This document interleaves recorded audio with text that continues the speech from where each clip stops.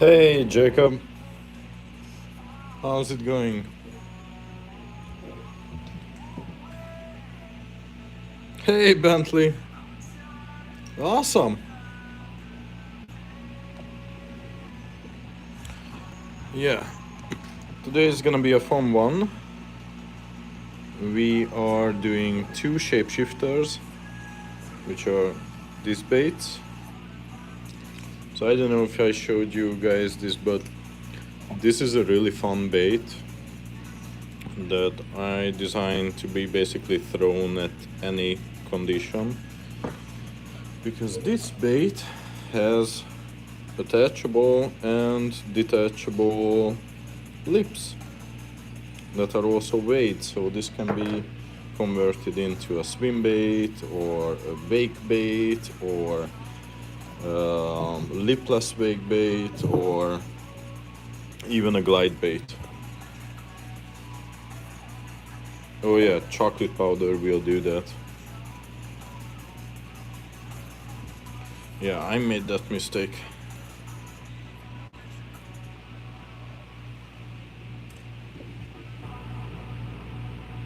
Okay, so and yeah, we are participating in a giveaway. It's for a good cause.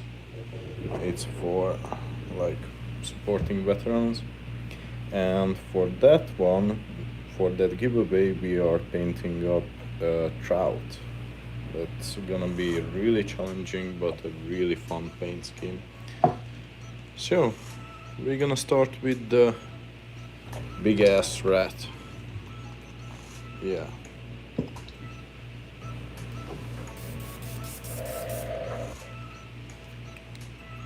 So, how is everyone doing? Oh yeah, Pig is here.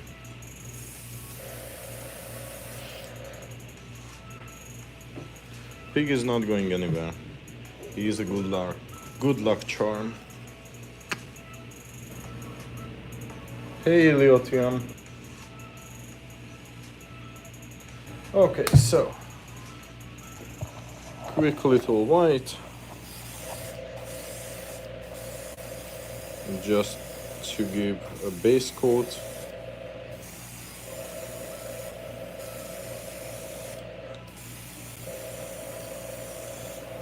And this is going to be a field rat pattern. So again, like beige, kinda beige belly, and then brown and blackish back. I really like that pattern, I'm throwing it a lot. And I just need more bait. What am I doing? I'm painting fishing baits. So these are all custom made fishing baits and we are painting them today. This, for example, is a wake bait. So bass, pikes, muskies, other predatory fish, they are basically eating everything, and often rats, chipmunks, other rodents will go for a swim, either voluntarily or involuntarily, and when they swim on top of the water, these predatory animals eat them. So to mimic that, we have this wake bait that basically it floats, but it has this lip. You tie it on here, and because this lip basically gets in the like it will be a big hurdle, this one swims like this, and as you can hear it, it has some rattles in it as well. But we need to paint it to make it more realistic. I'm not sure how much it actually, makes sense to paint these, since this is sitting on top of the water, the fish can only see this part. So truly the only thing that the fish sees is like this, but we're still gonna paint it.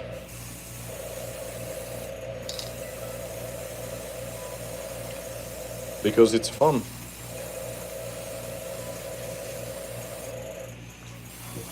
And also, you know, if I spend so much time just... what is this? This is rat wake bait. Fishing bait for bass, muskie and pike.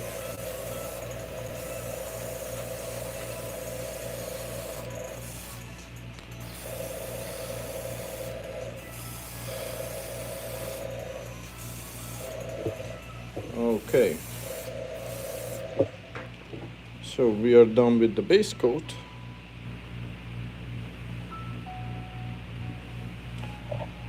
Now we need our first color. Just hold on tight for a sec.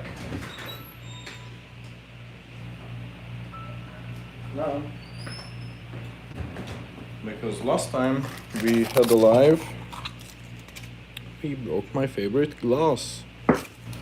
But luckily I work in a lab, so I got another one. So first we will paint the belly, and the belly is gonna be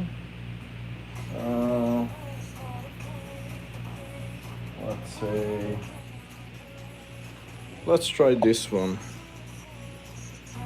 I can't even pronounce this. The fuck is this word? Yeah, I don't care.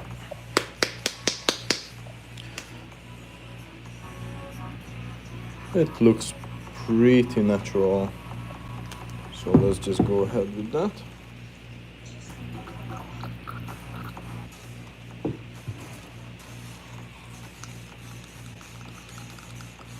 Yeah, I have no idea what this word means.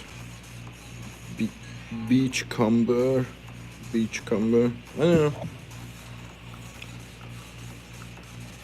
It's beige. It's beige for the belly.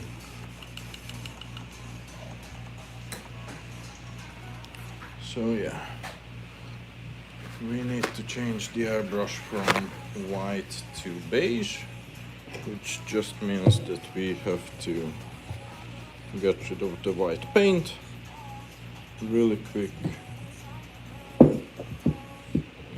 Let's just do that.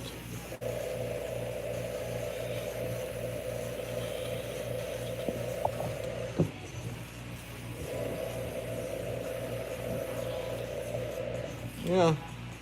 Oh yeah. We just need a little bit more of this.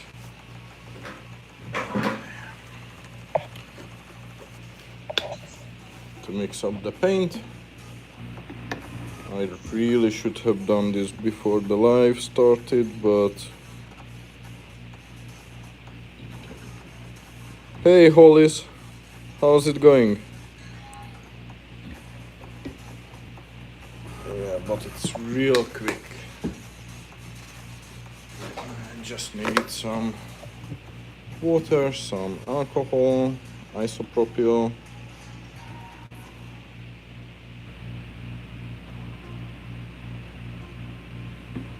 And then we are golden. Hey George, how's it going, mate?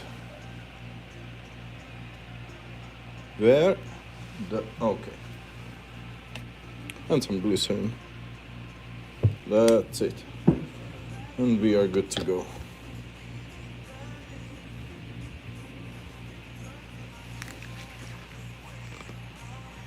Hey Sydney, how's it going?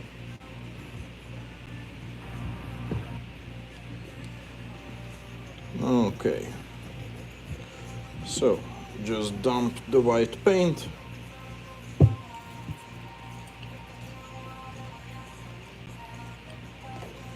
And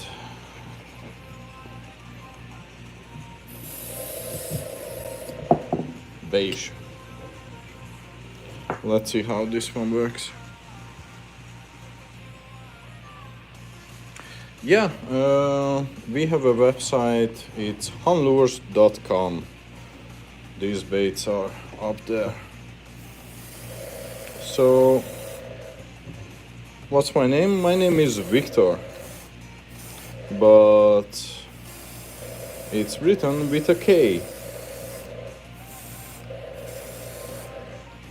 not a C.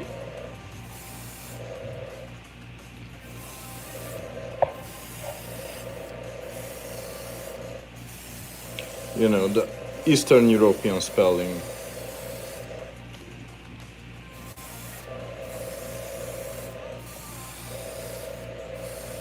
So this is a pretty good natural looking belly color.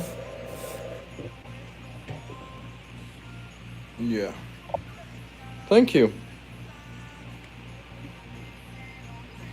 Yeah, I like it as well. So this is a pretty good belly color. We are zooming through this. And now I actually bought a bunch more brown because for some reason I just love playing with brown colors. And I think I will go chestnut, maybe. Yeah, so you guys can see. Belly is beige. Yeah, I know, but you know, these are not bold animals. We are trying for furry animals, but you are right. So we have a bunch of brown colors to choose from.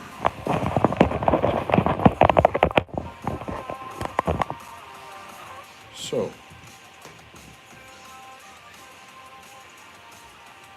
why is this so dark? Okay, let's just try chestnut. Yeah, I think chestnut is good. It's a really nice brown. It has like a slight reddish hue that I quite like. Yes, these are actually acrylics, but there is a cheat code for how to paint with or how to airbrush with acrylics. And if you want to learn about that, then you just have to watch my video on how to airbrush on a budget. And I don't do this because I'm on a budget. I use acrylics because the variety is just much better. I mean, dude.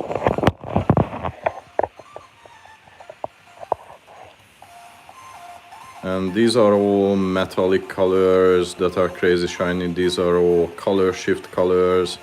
So yeah, I'm gonna keep using acrylics. But, I mean, they are just as durable as any other brush paint.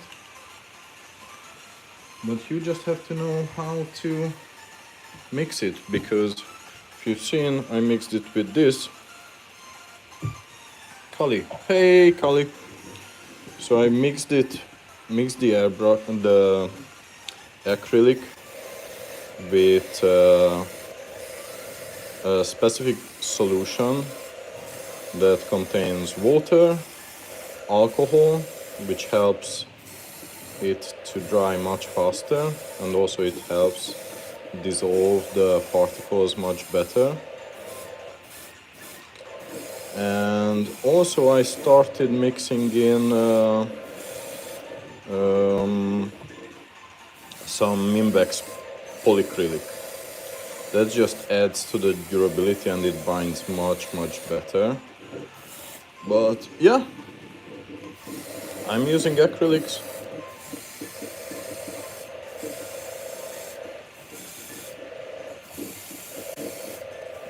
Yeah, there's a reason why I like this chestnut color.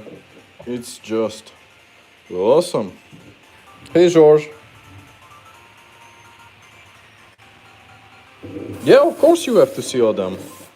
Like, I'm using... Okay, let's just show you guys... Oh, did I say hi, George? Hi, George.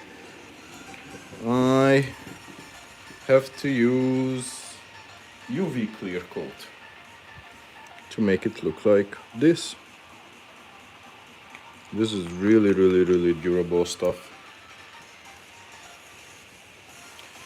Okay, now we need to darken it up with a slightly darker brown, which will be, I think we will do like a bit darker and then an even darker, and then maybe some black. I'm not sure yet. I mean, luckily we have burnt umber now.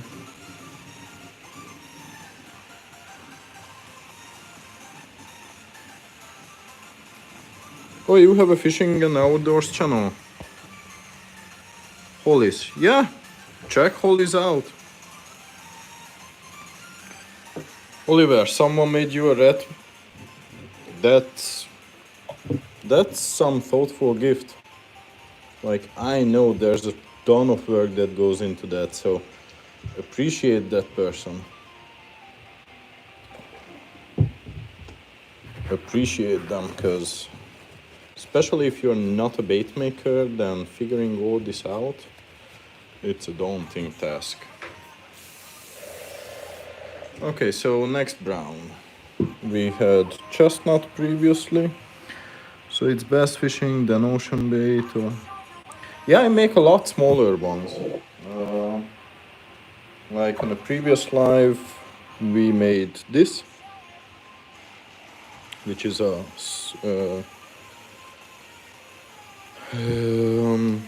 this is like a finesse glide, but I also make some soft plastics. See, this is my brown trout. So yeah, I just do whatever I feel like doing. So let's just try chocolate bar. That's why I can just mix the colors however I want. Oh yeah, this is a cool brown. This has a ton of red hue.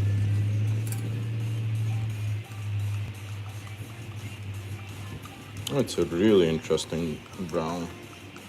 It will look cool.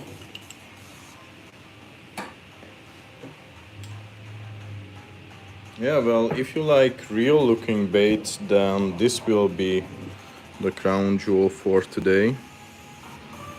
It's a trout swim bait that we're gonna paint up in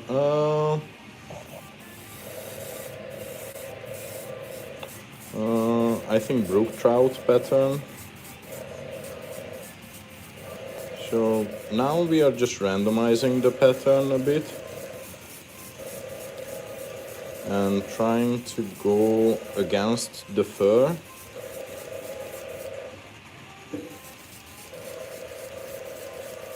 When I say against the fur, I'm talking about this fur texture. And the reason why I want to go against the fur is because then it gets this nice cool 3D effect.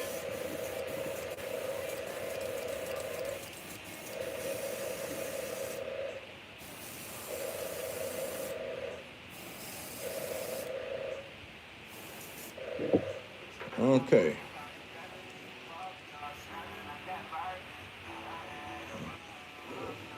Yeah, so me and my wife, I mean mostly my wife, have a fishing bait company, and she sells these, all of these. Like, if you like this red wake bait, it's up there. I'm just painting for myself right now. Like, so yeah, I have a ton of custom swim baits. Okay, so next one. What's the next one? Let's say burnt umber, I think. I feel like that's always my finishing color. Either that or black. Yeah, I think we will do some black spots as well.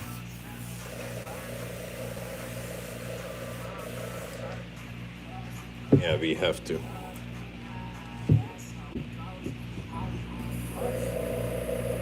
Okay, just clean the airbrush. And then burnt umber. This is an awesome color.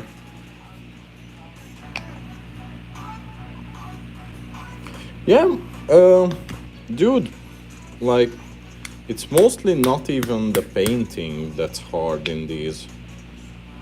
I think that, oh, geez, what? Okay, we are not using that gunk.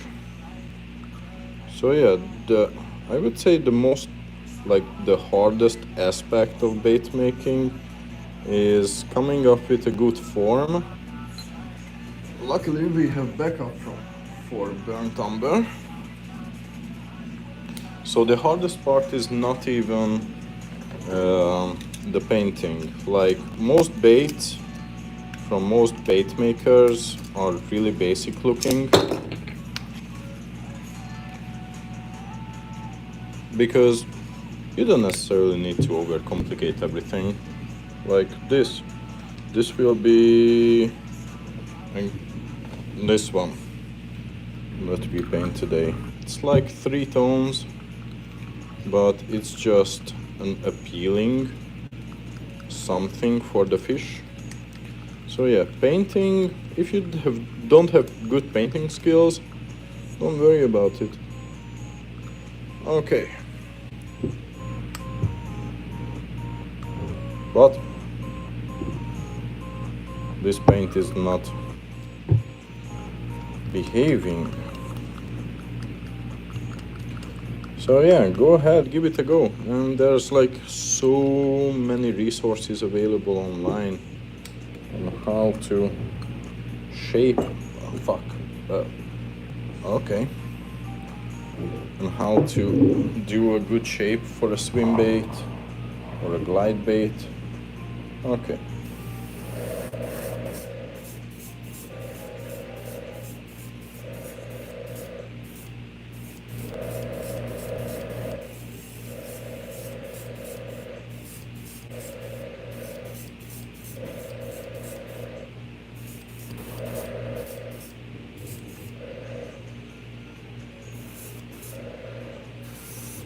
Oh, you bitch. It keeps touching itself.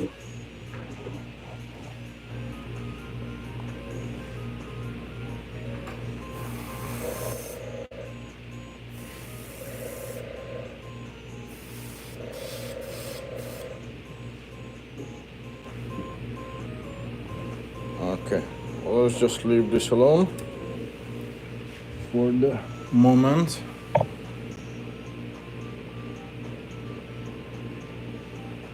Yeah, that will touch. Well, whatever. Okay, that thread is done.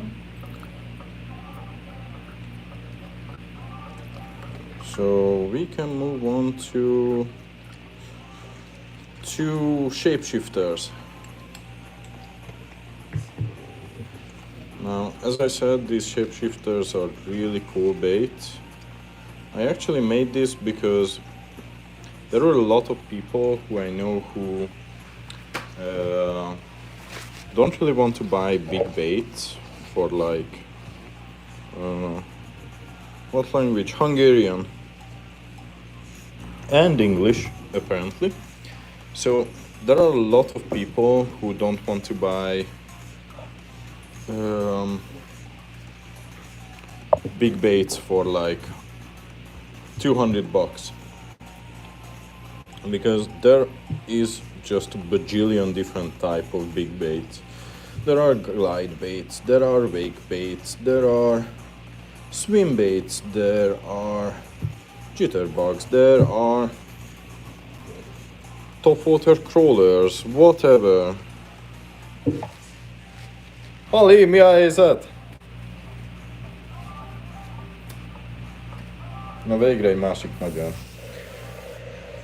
Okay, so there's like a bajillion different things that you can buy and you need to buy, like if you are into big bait. But Super David, hi mate. But the thing is that you can easily spend like $1,000 if you just want to buy one of each. And if you need variety, then Jesus Christ, you can spend thousands and tens of thousands of bucks just buying big baits. And most of us, including me, can't really afford that. So that means that either you don't throw big baits or come up with a clever solution. And my solution to this problem was to come up with this bait that's called a shapeshifter. So this shapeshifter is basically a single big bait that can be converted into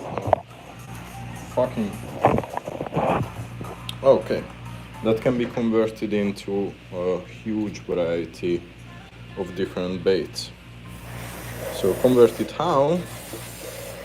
You might have seen that huge lip slot on the face. So that lip slot houses, let me show you again because we are painting up two. So here's this so-called lip slot, and here are the lips. Now these lips, as you can see, they are magnetically connecting to a magnet in here, and they are also pre-weighed. So what that means is that you can add different weights or like different lips, and you can control the sink rate of the bait.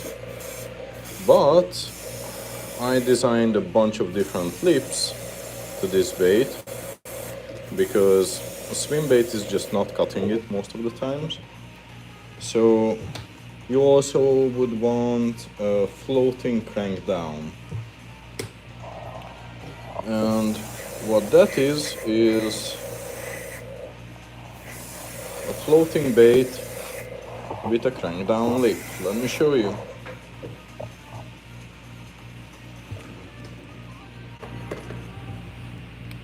Here's a finished bait. Here's a crank down lip.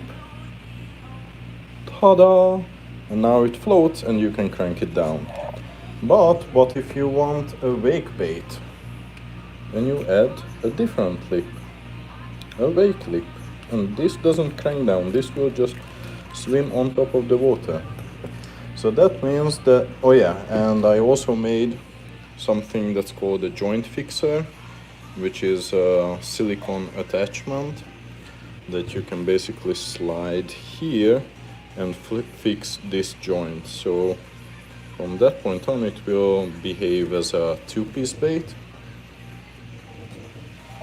which means that if you put in the correct lip, then this bait will behave as a glide bait. So it's basically a 2 or 3 piece swim bait or wake bait or floating swim or sinking swim or fast sinking swim or lipless wake bait or simple wake bait or crank down swim bait or floating or sinking glide bait.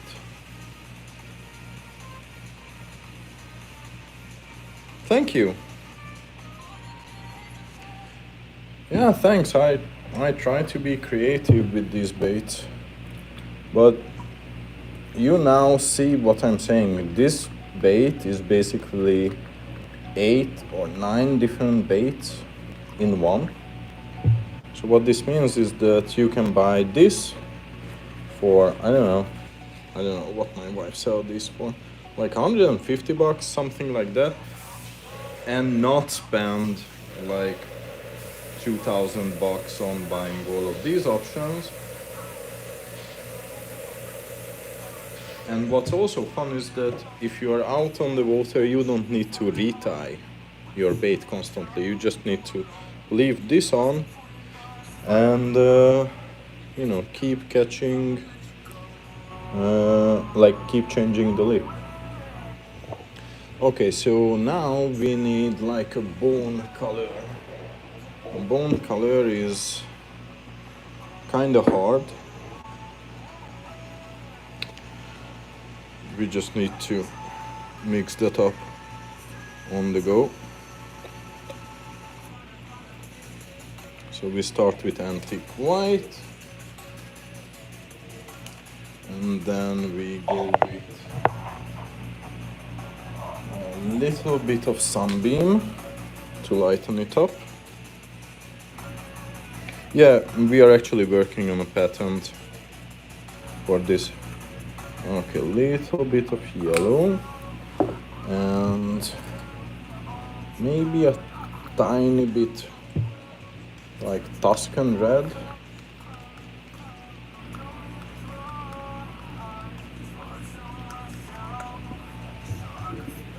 Just, oh no, not Tuscan red. Yeah, Tuscan red.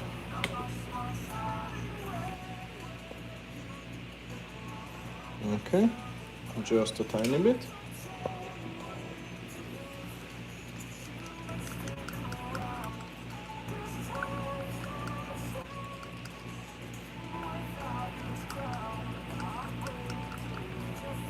Okay, we can dump this. That was too much. Fuck. That was way too much Tuscan red. Okay, so the majority of it can go. And basically we can start again with the antique white. Actually, this one.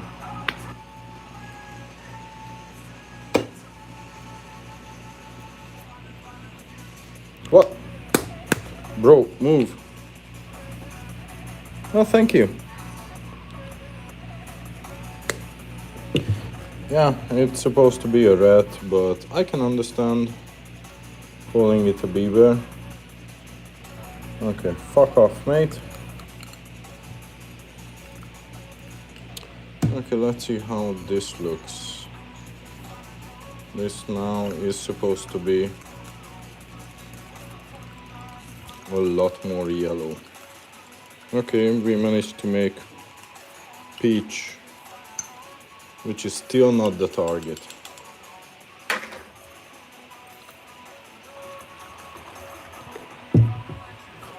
Okay, we will just go straight up with this one. Yeah. Lesson learned, don't put Tuscan red into a bone color mix because it will overpower everything. Okay. But at least we had enough time for the base coat to dry. So that's always a good thing.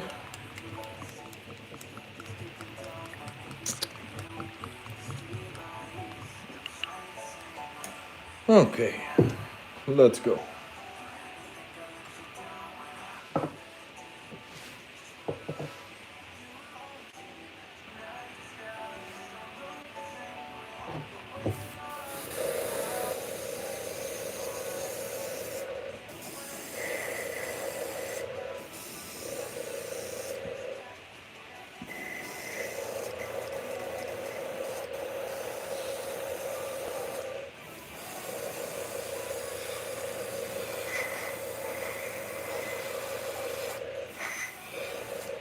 Okay, now the airbrush starts fucking up.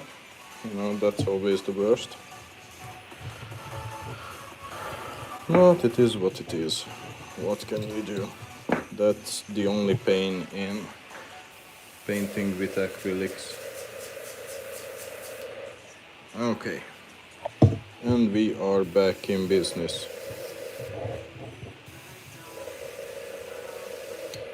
Supposedly. Let's try it now.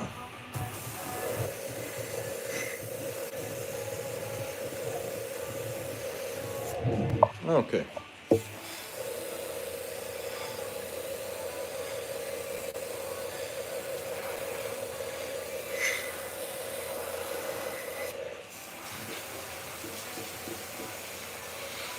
Yeah, so this idea is being patented because we want to go to ICAST this year.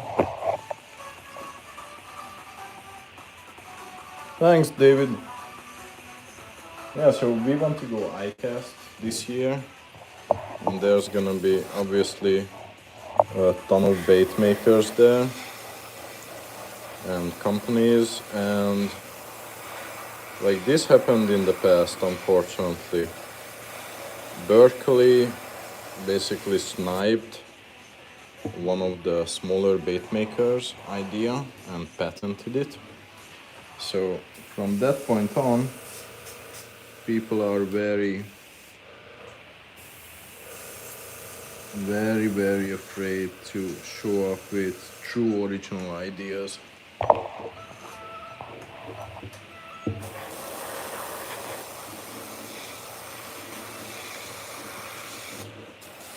So before we go there, I'm not sure whether I'm going, my wife is definitely going.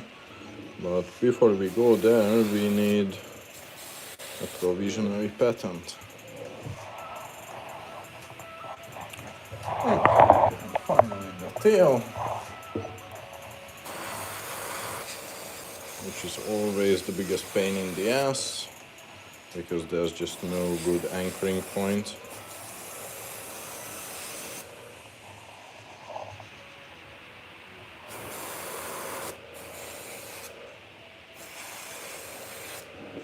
Okay. I just hate painting the tail sections.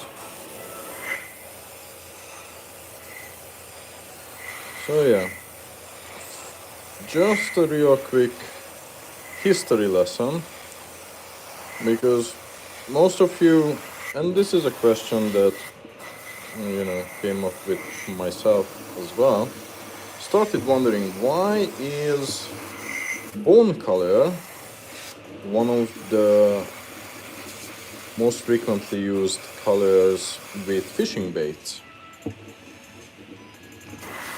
So, because this makes no sense, there's no fish out there that actually has this bone color. I mean, there's probably one or two, especially out in the ocean. But if you are talking freshwater fish, they are not bone colors. What am I painting now? I'm painting a bait that's called the shapeshifter. So this is gonna be a dirty bone color, and explaining why people actually do bone. Okay, we forgot to prime this. That's always a good sign that things are going well. So the reason why bone color is actually one of the most frequently used colors is historic, because at the dawn of time, when humanity just started getting into fishing,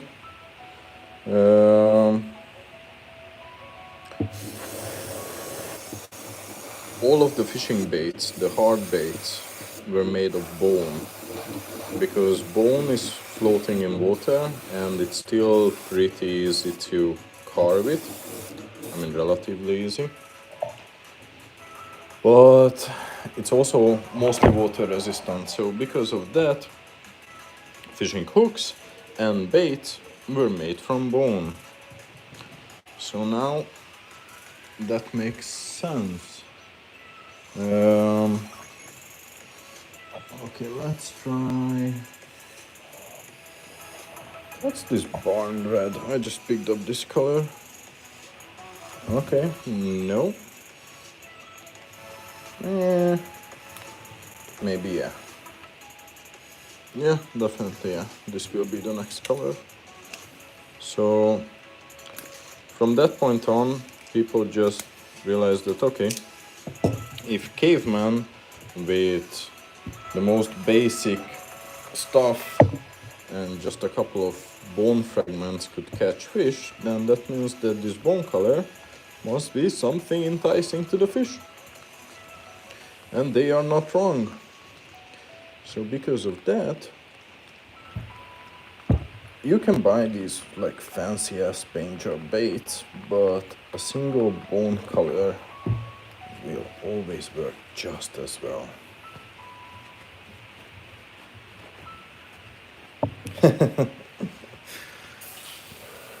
Yeah. And I love Russia. I mean, the country.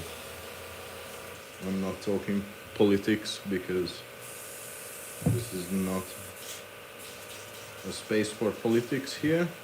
Just give me a sec too. Okay.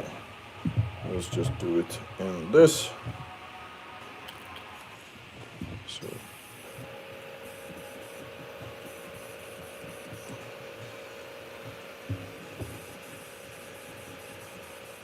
what am I painting now? It's a shapeshifter bait. And it will get, the next color will be barn red on the back. So the majority of the bait will still be this bone color, but the back will be dark. Because that just, to me at least, it looks really naturalistic. These dark backs on a fishing bait, so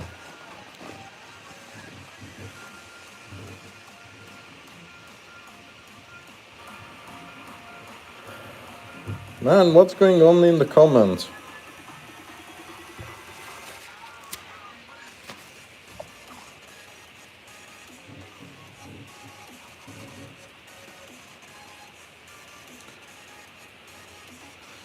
Yes, USA is certainly a cool place. Well, there are cool people all over the world, including Russia as well. I've been to Russia a couple of times and I just love the people there. They have a certain abrasiveness, but it's charming.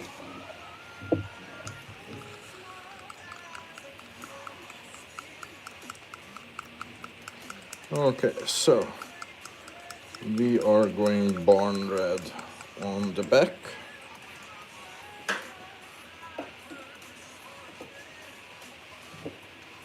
Let's just move this out of the place. And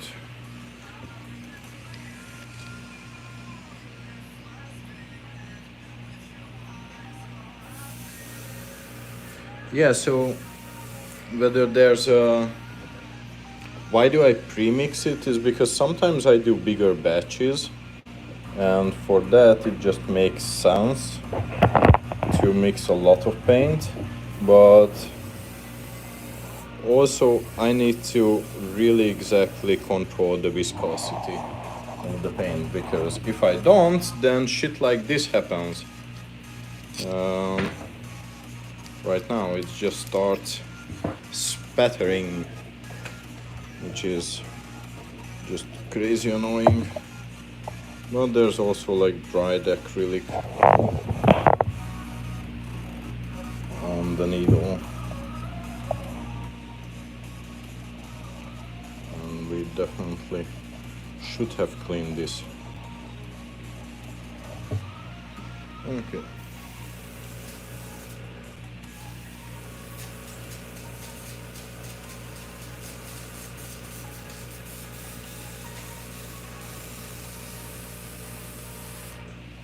Okay, let's go. Let's try this again. Fuck!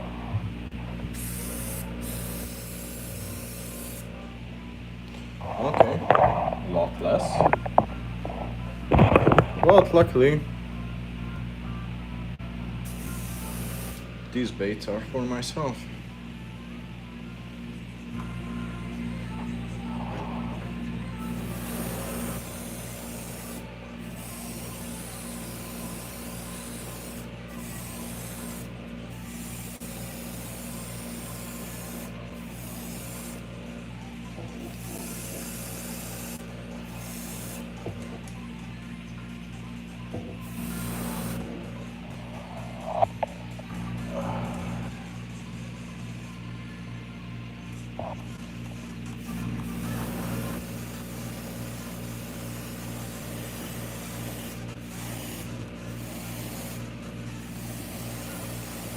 So yeah, I was in a bit of a rush, so I didn't control the viscosity perfectly, and because of that, this is now fucking hell.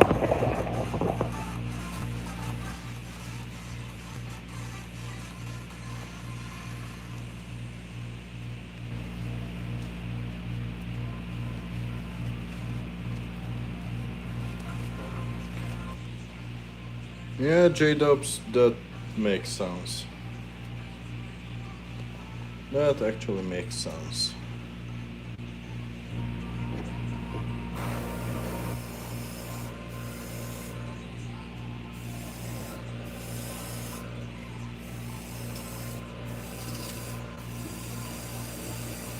It's just, I never tried this paint, this barn red, but apparently this is a load of crap.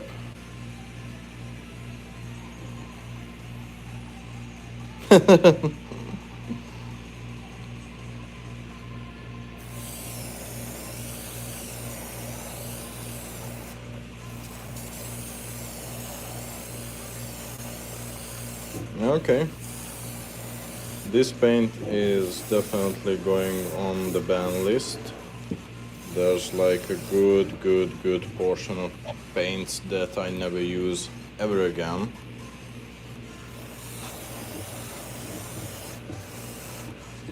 And apparently, this is the newest edition. Just so weak. The color is more pinkish than I expected originally. And it just sprays really bad. Most of these paints where I have this issue are from are not from apple barrel, but this is an apple barrel paint, so you know there's no reason why this would be this shit.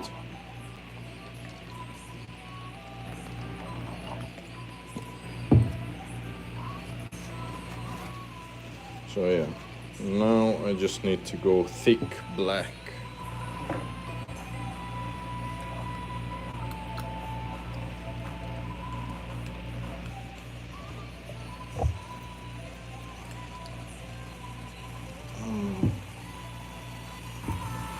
At least I can always trust black as a really good airbrush color. I mean, in reality, the only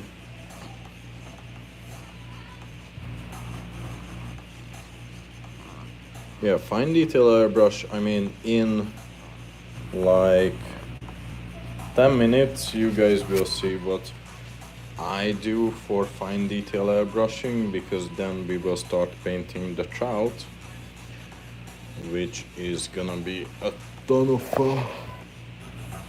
I mean, if you guys haven't seen the last live, we painted, oh no, not this one.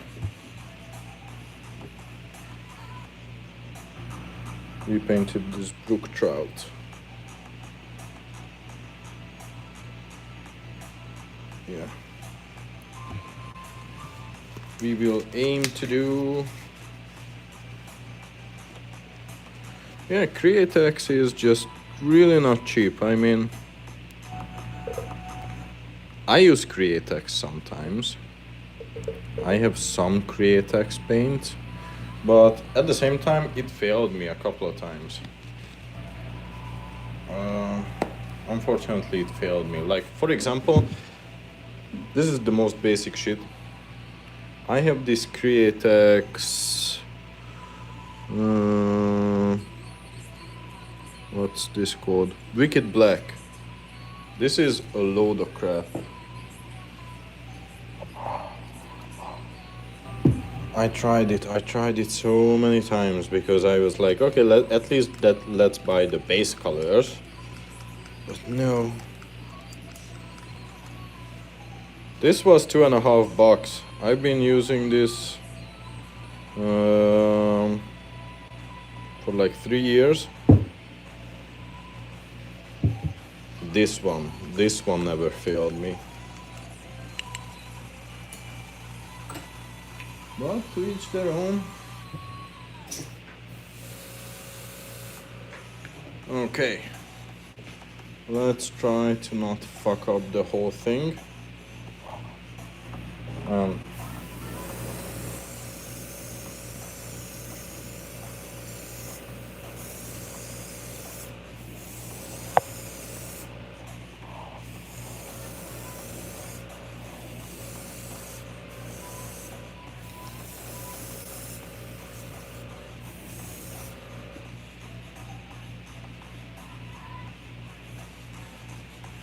Okay, so far so good.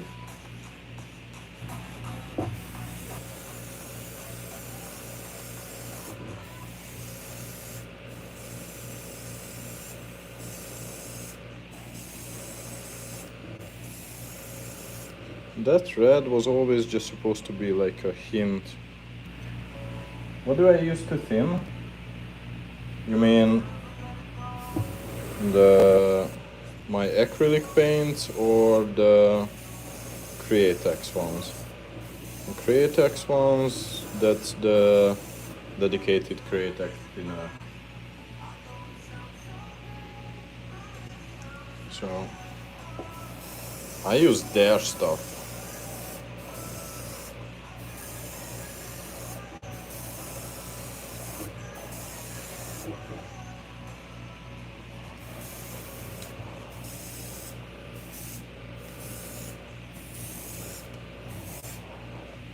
I used their stuff and it failed me a bunch of times.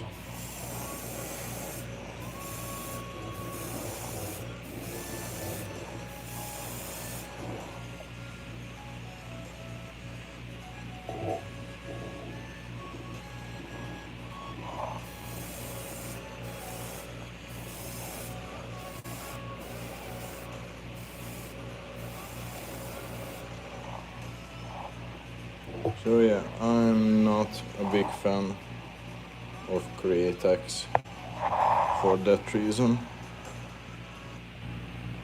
Okay, we are done with the shapeshifters and... Oh, my acrylics, I use... This is distilled water, isopropyl alcohol, so 30 isopropyl, 70 distilled water, and some glycerin. And also, oh yeah, and also like this much Minwax polyacrylic to help adhesion. Okay, so we arrived to the big ticket item. Fuck. The Trout. Now this will take a decent time. This is how the Trout looks like.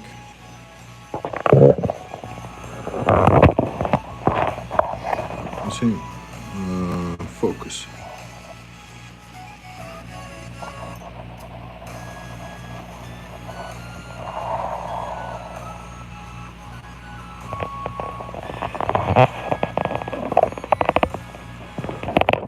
That's what we are painting today.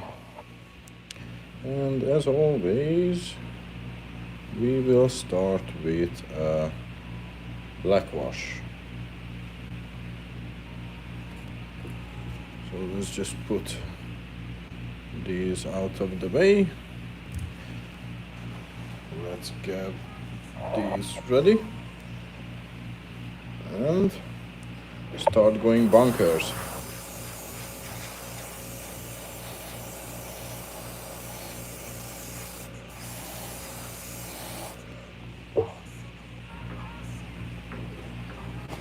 And wipe. Okay, so if you guys don't know the reason for this, basically it's a bait that I spent countless hours, days, weeks making, and it has really nice fine details. But if you spray it with black and then wipe it off, then that just helps exaggerating those really nice details.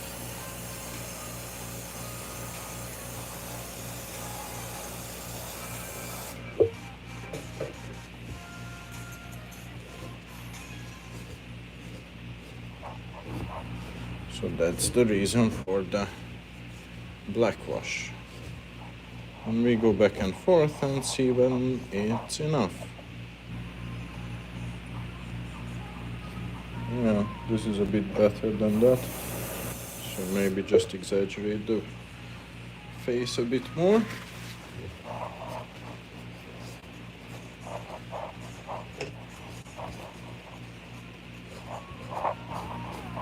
Okay. You see, the face looks decent already. It has a ton of detail showing up exactly what we want. So next, body. It has some nice fins here and there.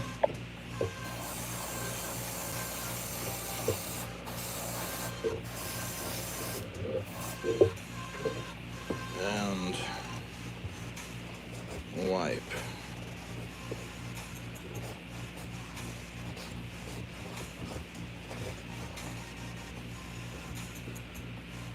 Last week someone asked me whether I came up with this or this is a known technique. I was like, yeah! To my knowledge, I'm the first one who ever did this. Then I rewatched the solar fall baits video today. It's in there. So, even though I did not explicitly copy him, I might have gotten some inspiration. Because I definitely watched that video before. Fuck, I just keep turning the camera.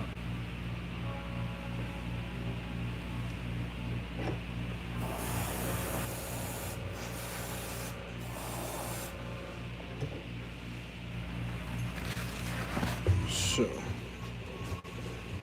last one.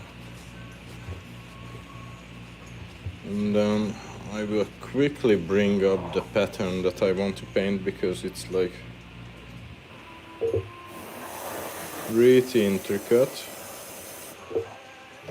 And I will definitely need a cheat sheet. The reason why I'm painting that now is because that's going for, as I said, for giveaway. And I definitely don't want to paint that one ever again. So let's just bring up blue trout, and I know the exact image that I want. Yeah, we are painting this one. As you can see, this one has a ton of golden tones on the face. Wait, is it this one? I think so. I'm not actually sure anymore. But yeah, I think it's that one. Hi, Kaisen.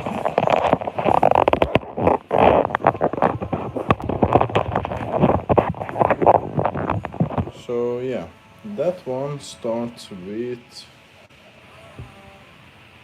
like a, I think, antique white. That's like a solid choice, which will be kind of challenging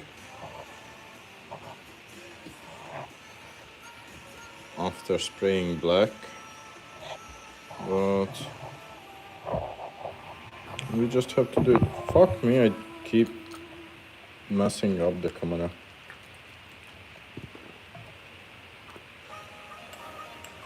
I need to be more mindful where the phone is, because I just keep turning it constantly.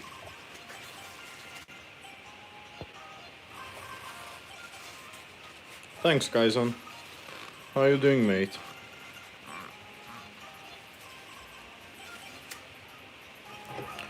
So,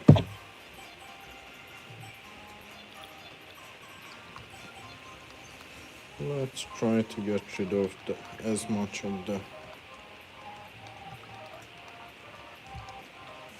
black as we can, because this is a really thick color. And we don't want it to do anything near our bait. So we also need to clean up this part, and then we can try the antique white. Yeah. You see how much shit is in here? It's crazy. Okay. So, antique white.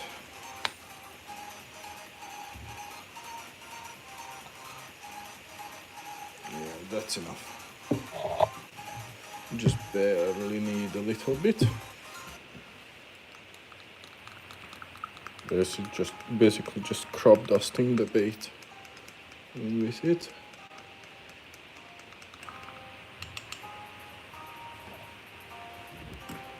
Okay. Even. Okay, so the belly will be more orangish.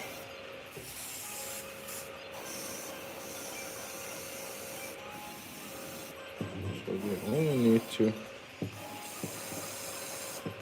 paint this part.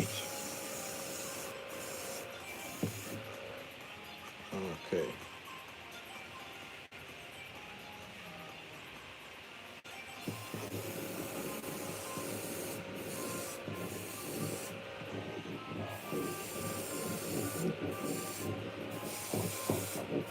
Yeah, it's just a more naturalistic looking color.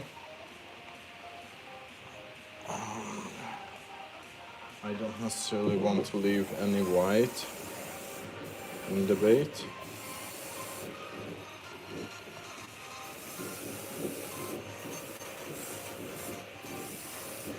Because I don't like true white on the bait. Okay, so after the white we will go some really light yellow. I think we actually have light yellow as a color.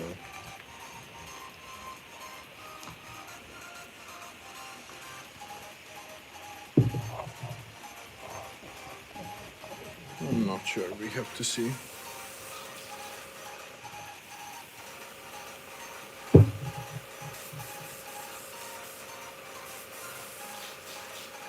Okay, so light yellow.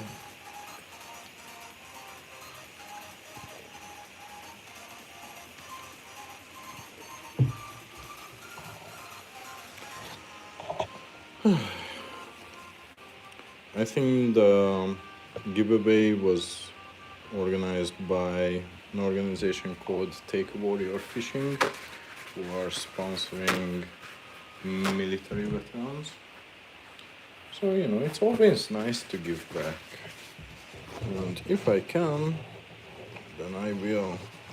It's just like one of my buddies hit me up whether I want to contribute with a bait. And I was like, yeah, why not? So, let's see. We have light yellow.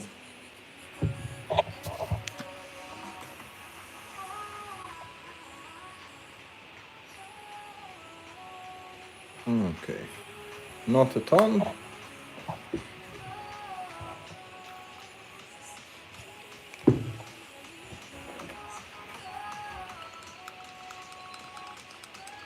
Basically just at really low pressure. We will just spray this up there. It needs to be a different kind of yellow than the spots. And this will be a different order. It's a slight deviation from the last pattern, because there the spots were uniform. Okay. You see, like that's all we need. Just some light yellow. Some really light yellow. not to spray it on the face. The face will have a different color. That will be more golden. Let's see.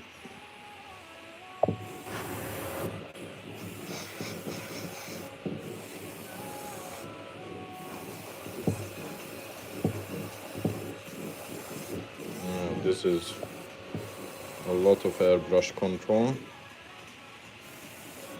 because if I would start blasting it, this would really be laid down heavily, and we don't want that. We just want some light yellow. There will be some colors that are pretty packed up or packed in there, but not this one. Okay, so next color is, I think, it will have an orange belly.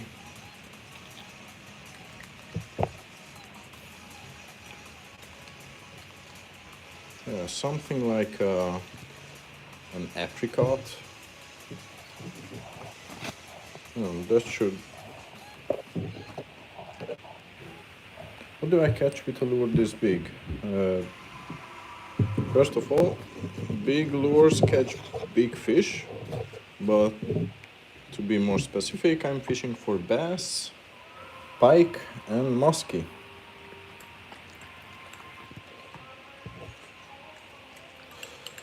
So yeah, for example, this will be a trout bait. I mean a trout shaped bait. So, hey Lucas! What am I doing? We already painted up a field rat. A field rat and a couple of shapeshifters. Now we are painting up a brook trout.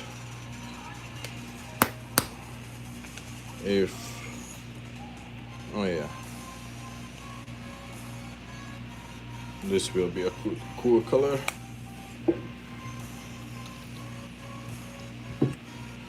Yeah, we want to lay this down a bit thicker.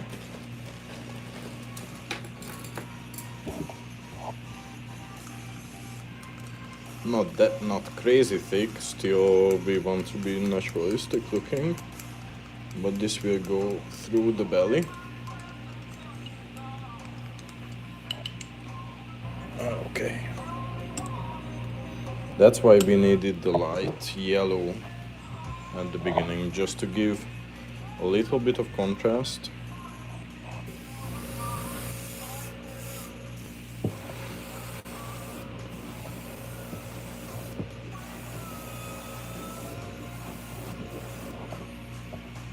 Okay.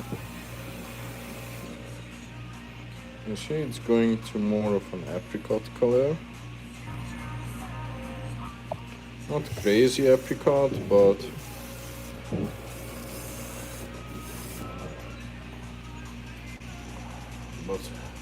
this definitely gives a lot of vibrance.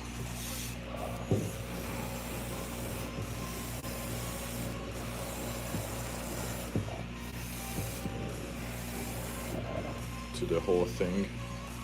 It's just what am I doing? How old am I? I'm 35.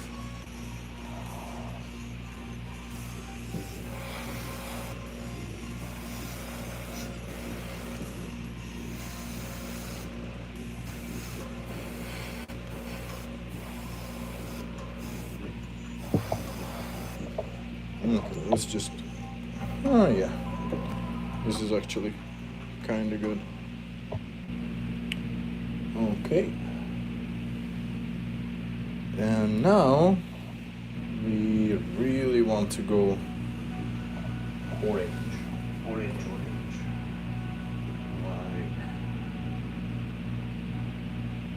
I think pumpkin orange, maybe. Pumpkin orange will be a good orange. Oh yeah. Because up until this point, this was just mixing yellow tones. But this bait This fish is actually more orange at the belly. So yeah.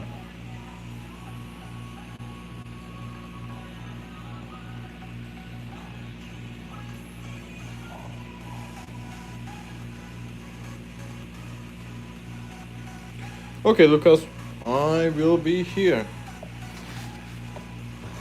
Yeah, so now we will go to pumpkin orange.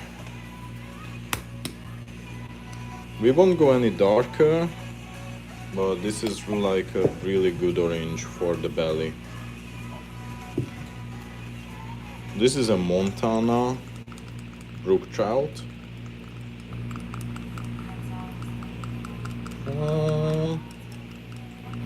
Why are you so fucking dense? Okay, so you see the difference? Yeah. These are all really subtle things, but we only painting this pattern once. And also, guys, I have wanted to paint this exact pattern for such a long time. Okay. Orange. Now the orange will only go to some dedicated places.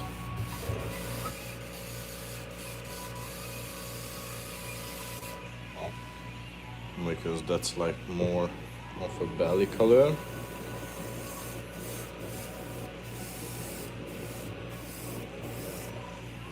And also we will mix this up with a bit of black for the fins.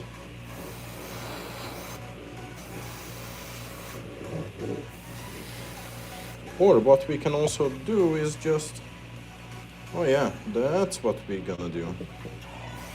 Instead of doing a dedicated color for the fins, we will just spray the fins orange and then go over it with black a bit later. Okay.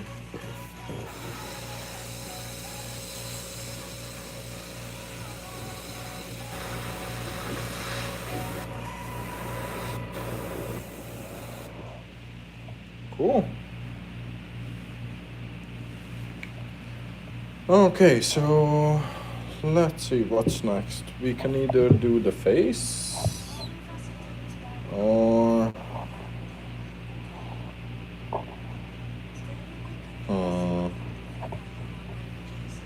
no, let's spray.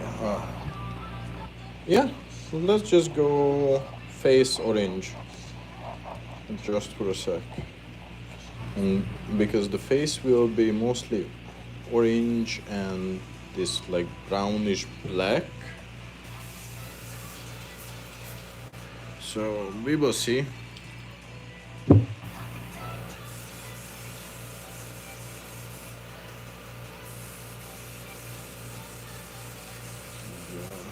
Okay. The airbrush is clean, or like as clean as it can be.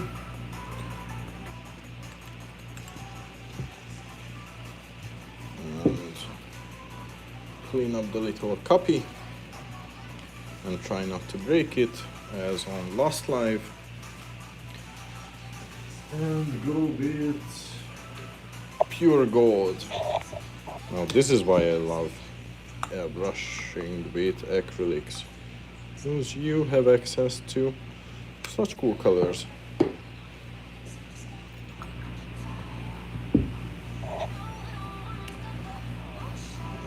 Okay, you just have to be mindful where the gold goes, because the underside of the jaw is actually white.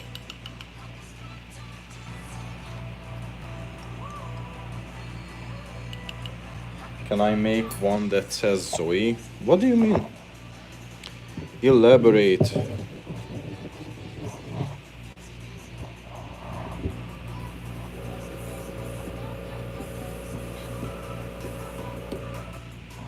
Okay, gold. Gold will go on the face only.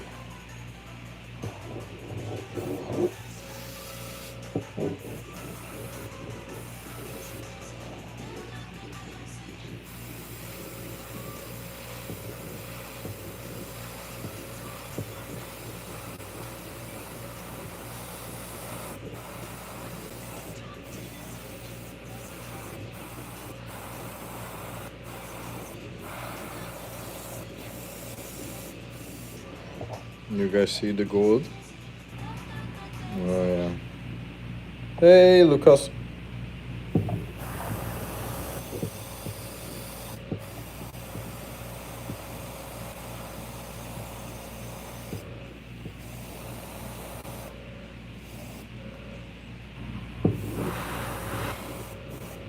Okay. So the face is gold. And now we will go in with some mossy green. I know that I have a shit ton of airbrush paint, or like acrylic paints, but unfortunately that fucking brown on like brownish green still is something that I don't have. But today we will try this one out because these brook trouts are actually like a little brownish blackish there at the top. So you know, folk art is usually a paint that doesn't really agree with me. It just doesn't spray well. But we just have to see.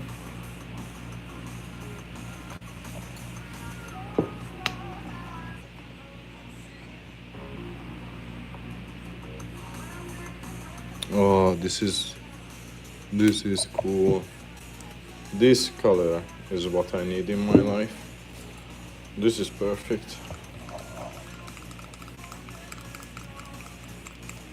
And just pray to God that this airbrush is well, because what kind of floor did you make? So today we did a big field rat big bait. We did 2 shapeshifters, and now we are painting the most intricate bait of the night, which is going on for a giveaway, and it's a brook trout. And we are hoping that this green will actually work out, but I don't have high hopes, unfortunately. Now, you might witness me having an aneurysm. That happens sometimes. Oh,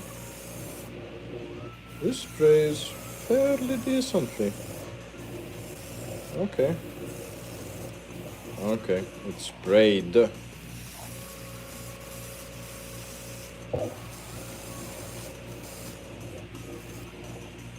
Okay, you see, it has nice shading.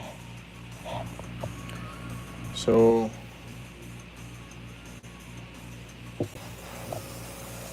with the last brook trout pattern that we did,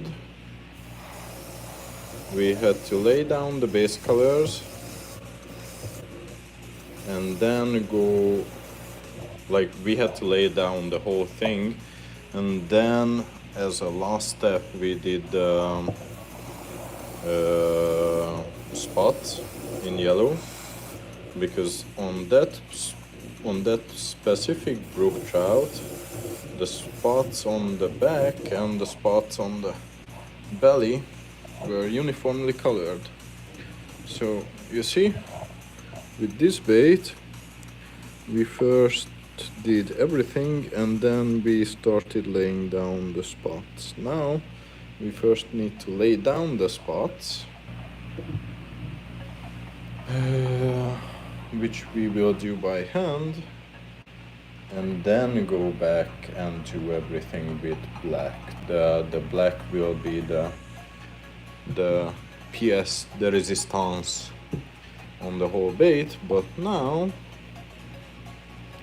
let's just clean this shit up, because we are actually doing everything by hand and not by airbrush. And the reason for that is that by hand you can just make much cleaner, much nicer yellow dots, or like any dots. The airbrush looks much more realistic, but it's basically impossible to lay down, especially yellow, which is really a light color. So it's almost impossible to lay down that light color with an airbrush in such a tight spot without overspraying like a crazy man. So let's just try to do this by hand.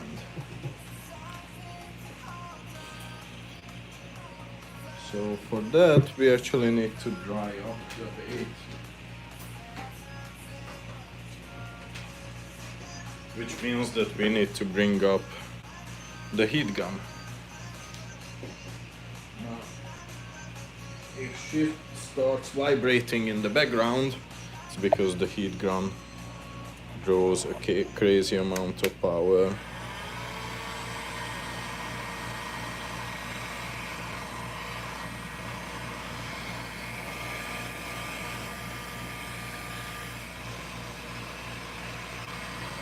But we need an absolutely dry bait.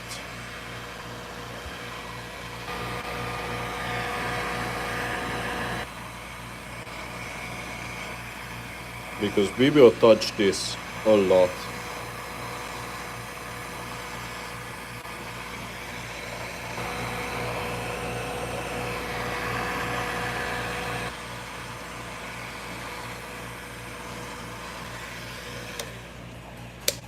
Okay. And now, my trusted dotting tool. You can buy this in anywhere. You can buy it. I think I bought this at what was it, Dollar Tree? Yeah, I think so. So, Dollar Tree. And then let's just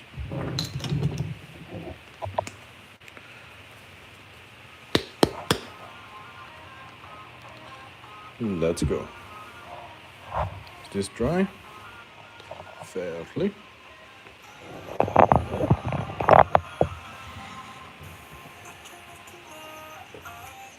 So, let's see. Yeah, it's decent.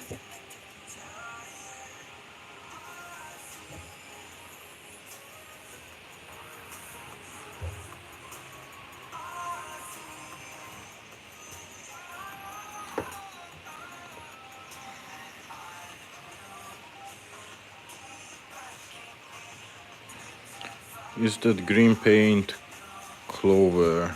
So it's alfalfa.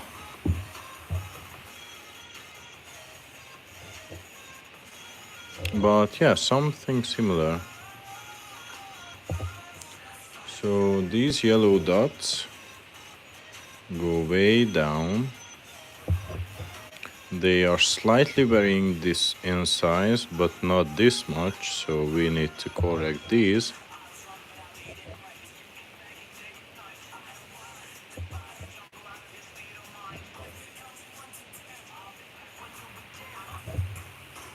So yeah. Hey, Kingston.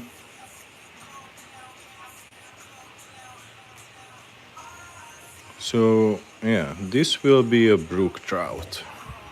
It's specifically a brook trout swim bait. And so go down to the belly.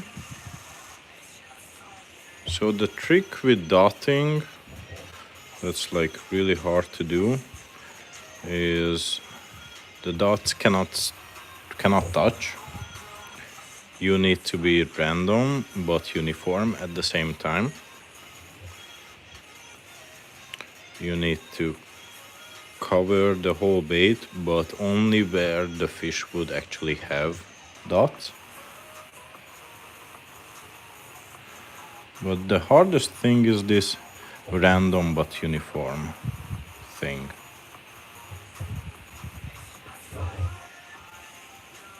But I think you get what I mean when you look at this one. They are not touching, they are roughly evenly spaced. There are no big gaps. There's not a big cluster. But they cannot be like, in a row, because that's completely unnaturalistic. So for this dotting I needed to choose a yellow that's like really bright, but I didn't want this color to be the final color. I needed to choose a color that actually looks good when I start going through, I start going over this with like black. Because I think we will lay down not just black but brown as well. So, okay, let's try to not drop it.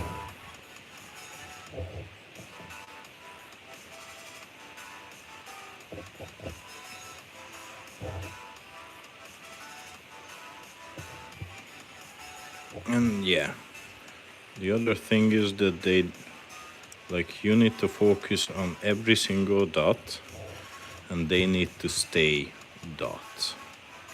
Like they cannot be, smooched. They need to stay uniform in shape. So if you see something out of order, just go over it.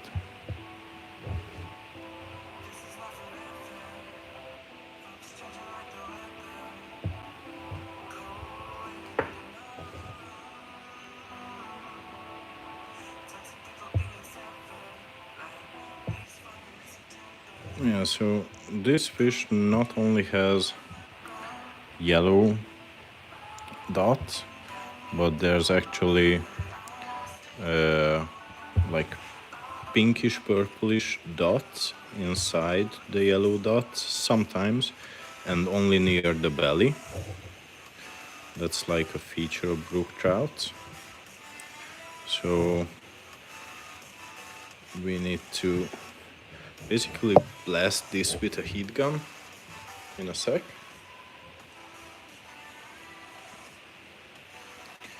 To make it dry, and then start laying down or start putting these purple dots. I think those are like purple. Fuck. Did I crack this? Okay, my hands keep looking more and more disgusting.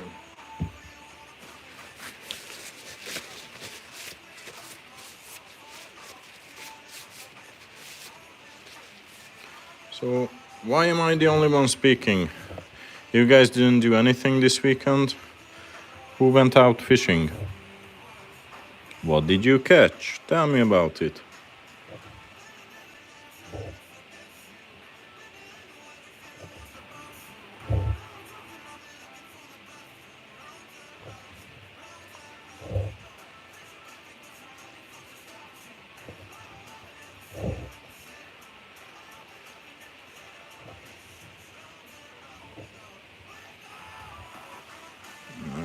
the other really hard thing about this dotting work is that you need to keep the spacing uniform within the segment. So you cannot have like huge dots in one segment and then a bajillion small dots on the next. That will just look fogged. So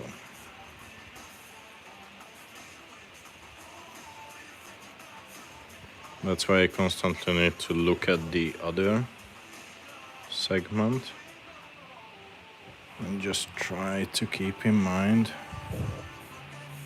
the spacing, the dot sizes.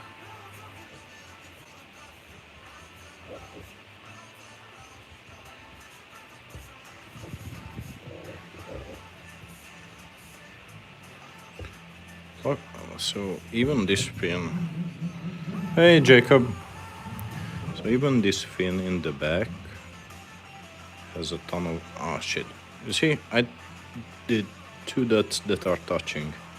I don't like that. I really don't like that. And younger Victor with severe OCD would have just stopped, wiped everything down, but I have matured. Okay, I almost fucked up the whole bait.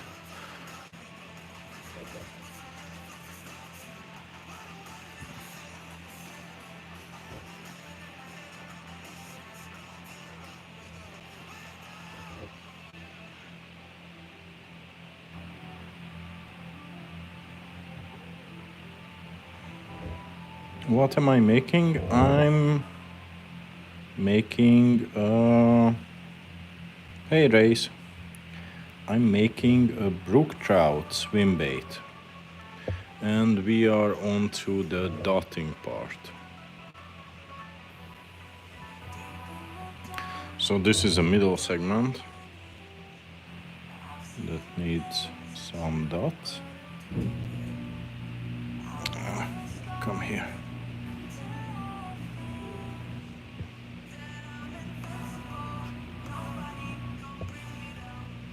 And we try to be as realistic as we can. So we have like 2-3 other colors. You make lures also? That's awesome. What kind of baits do you make?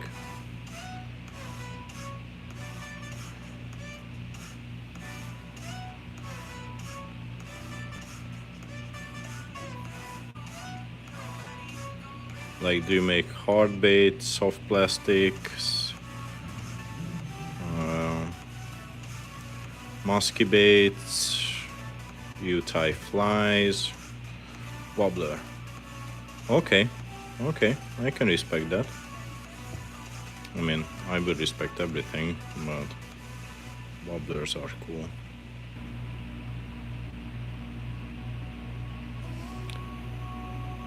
Yeah, I make a ton of wooden baits as well.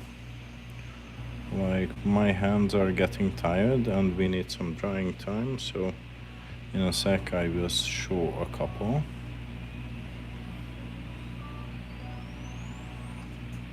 So what kind of wood do you use?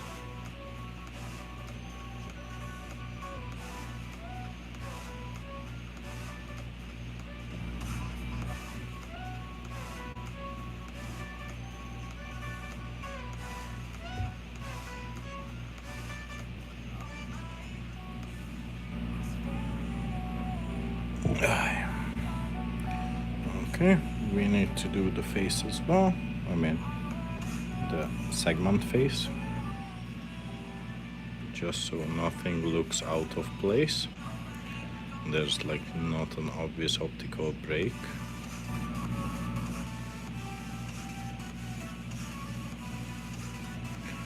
Okay. And a couple here as well.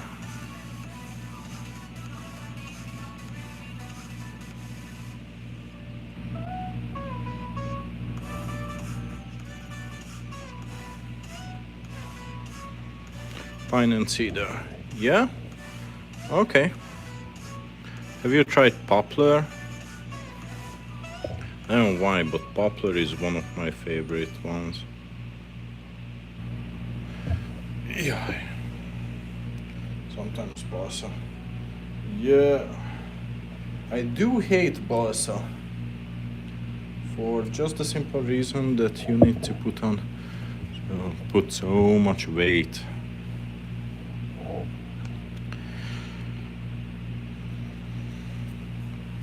Hey, Mainstream Farm, how are we doing?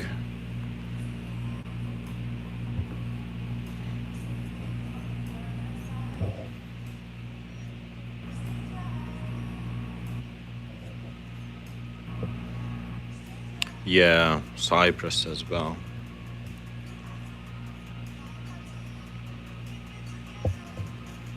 And also, just the fact that everyone has really good access to poplar. It's cheap, much cheaper than any other craft wood.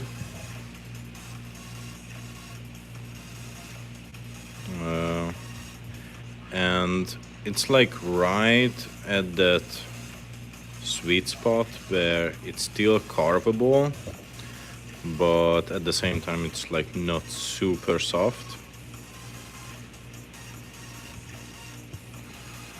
Because I used to make baits from like oak or walnut. Jesus Christ. Yeah, it holds details. So I made a couple of baits from oak and walnut, and that was just torture.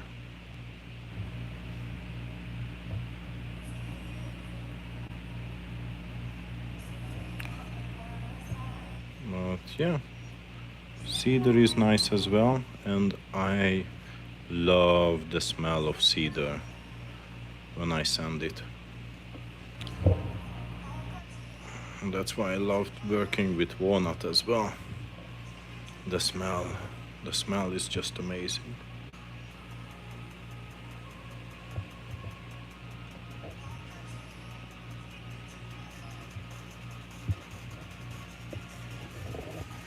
Okay, so we are done with the yellow spots. Now, just so my back can get a bit of rest. Hey Jamie, hey Song. How many coats? You mean clear coats? 3. So here's a couple of baits that I do. This is just where I keep like bait making stuff. This was one of my first rainbow trouts. This is a 3-piece segmented rat wake bait that I do. Crappie glide bait from wood. Sunfish glide bait from wood. These are my like normal sized wooden glide baits. That's an American shad. That's a bit more artistic rendition of a shad. 3-piece resin swim bait. That in bass pattern. One of my favorites, the orange bluegill glide bait. This is a manga glide bait that I did. And now we go into realism. This is a couple of baits that I do in the hyper realism lineup. So this is one of them. The what's that? I think this was Alabama bluegill. Now this is my big bass swim bait. Focus you, bitch. Yeah. It's my smallmouth. And this is my regular old bluegill. And there's also a couple more sunfish. This was one of my first resin baits that I ever did. And whatever. Yeah.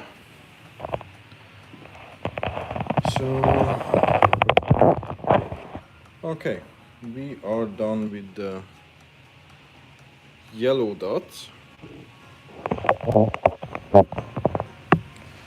So now we need to just hit it with an air gun or like a heat gun for a sec.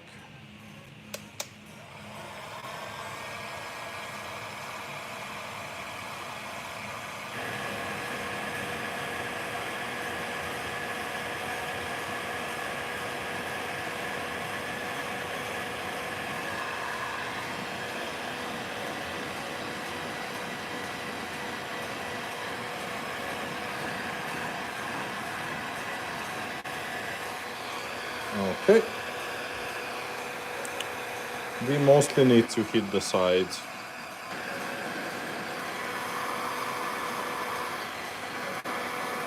Holy fuck, this is hot.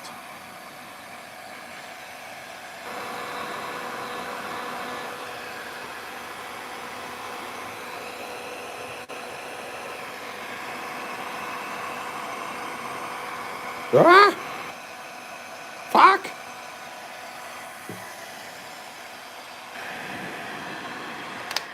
Okay. Hello there. Hey, Sonzi Hollingsworth. That's a really cool name. Hi. Okay, something is burning, but... Oh, fuck. We need to charge the phone. I have a shitty ass phone.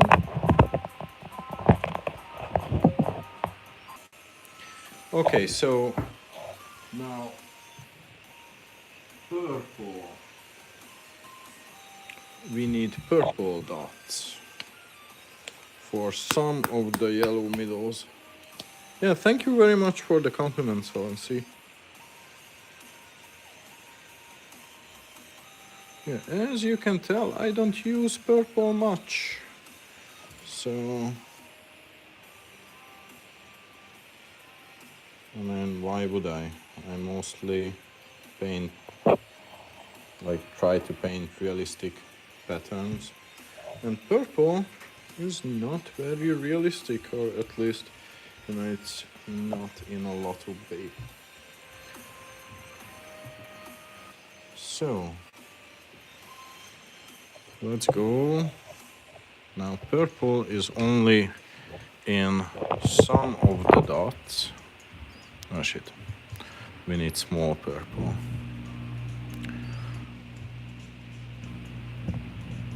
Okay.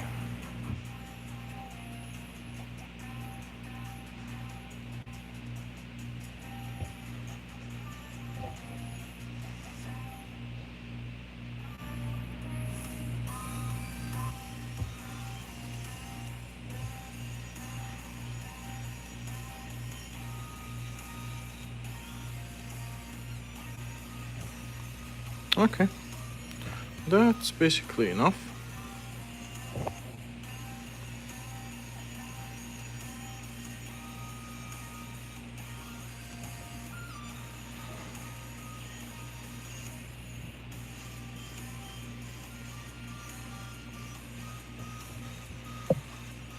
Maybe one more. Okay, that's what I mean. Random, but uniform. That's the goal here.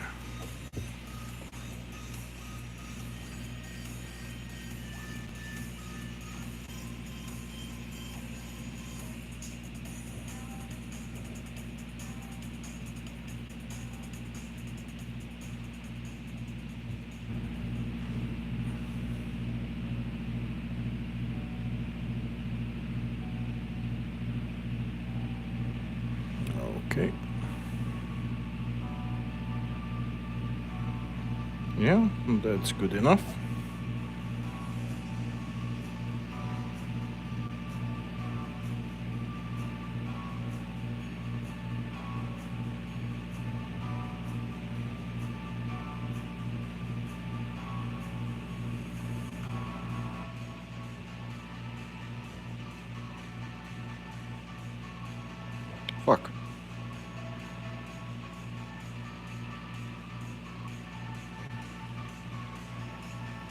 Okay, maybe just for fun.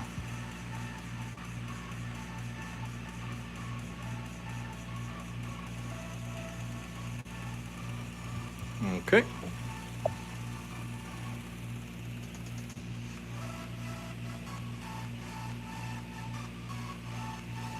You see? You see? Thanks, Honesty Brewer. Yeah, I mean, dude, like, this was water-based acrylic. This is not clear coated yet, by the way, so don't worry. This was water-based acrylic paint. So, yeah, there's not a lot of difference.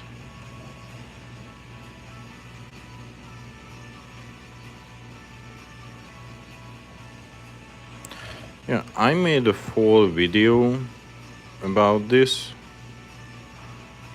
It's on my channel. Yeah, it doesn't. No, so they are absolutely right. It would ruin your airbrush if you don't take the necessary precautions. And I have a full video about this. I'm not plugging the video. I don't give a shit if anyone watches that video. I'm just, I don't want to sum up like 30 minutes in a couple of secs. But basically, how much do I sell them? I don't sell them. My wife sells these. And just come up with like paint schemes. But to answer your question, this is like $120, something like that. Okay, we are done with the dotting work, and now comes the really interesting part. So yeah, thanks mate. So yeah, basically it ruins your airbrush unless you make the necessary precautions, like putting glycerin in it for some lubrication. Like, that's it. Those are the necessary precautions, as they put it. Okay, so now it's time for some. I think we need a warm. And this is a warm brown. Yeah, just a really light touch. Not even really. But no, we actually need golden. Okay, I'm just looking at the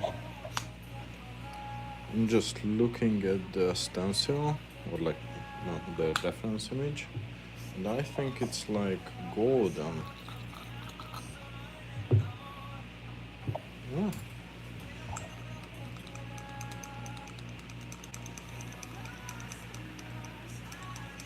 It looks more golden brownish. So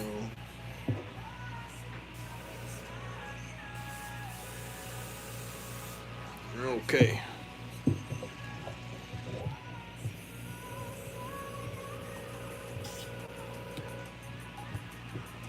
Golden. What thinner do I use?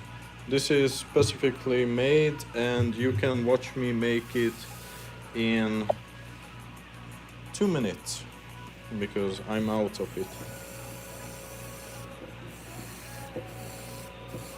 Okay. Some golden. Yeah, I think that's it.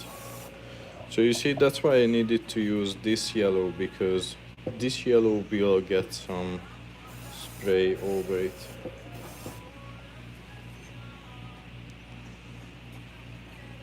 Yeah, that looks okay. Like, it's a good transition between the orange belly and the green back.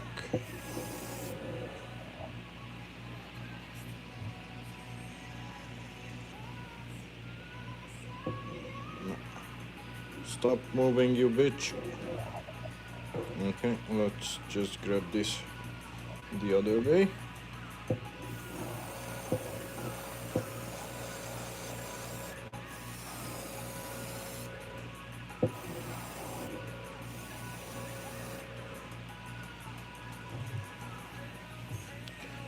Okay. And now comes the really interesting part. Because let me just show you guys. This is the pattern that we want to do. So now we need to put in these ovals, whatever you would call it. But yeah, something like that, ovals. Now for that, I will just use we need to make all the precautions for using that, because I will basically just go in with black. But yeah, we are all out of thinner, so as requested,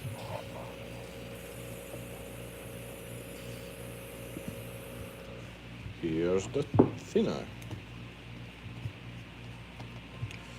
You're gonna go to Walmart because that's the cheapest option, and you will buy isopropyl alcohol, specifically the 91% isopropyl alcohol, and squeeze 30%.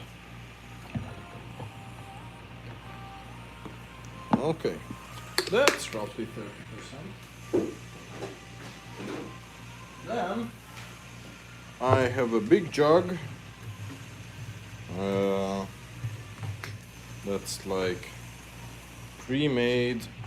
Sorry, I cannot do this in front of the camera because the jug is just so humongous. But basically, distilled water mixed with Minwax polyacrylic. And we are done with that. So Minwax polyacrylic, distilled water, and isopropyl alcohol, and lubrication. 1, 2, 3, 4, 5, 6, 7, 8, 9, 10, 11, 12, 13, 14, 15. That's it.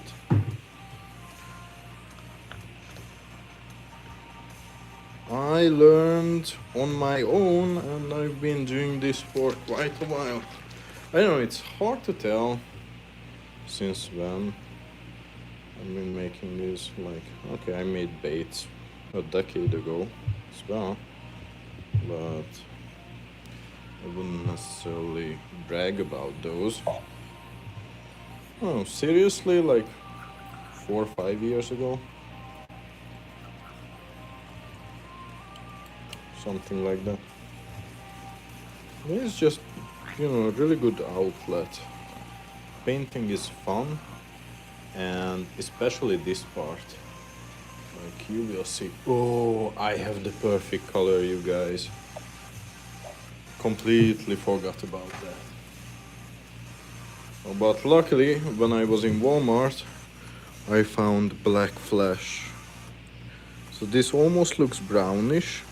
It's mostly black, but it has golden flakes. It's so cool.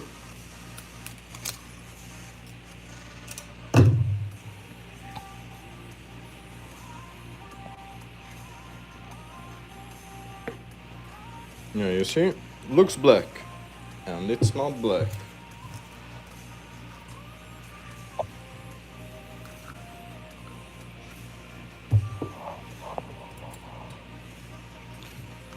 Yeah, there's a lot of golden flakes in this. So yeah, I learned doing this on my own, and I have an Instagram profile, and I just talked to a lot of really cool people who shared a lot of things with me. And I don't know, just the bait making community is a really good community. Okay, so we need to be smart and strategic about this. Like, this part needs to receive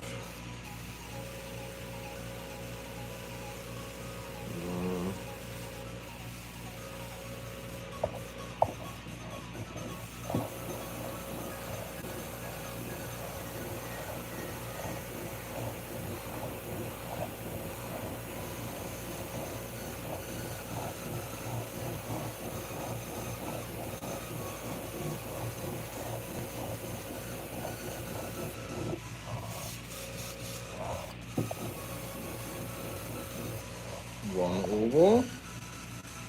Yeah. What's my Instagram name? It's the exact same thing, Pound Wars.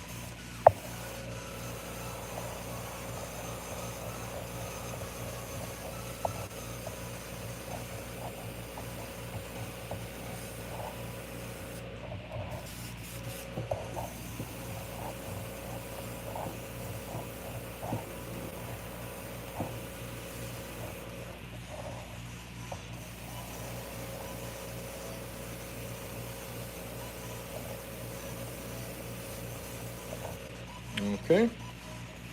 One. Now the midsection will receive 2 full ovals.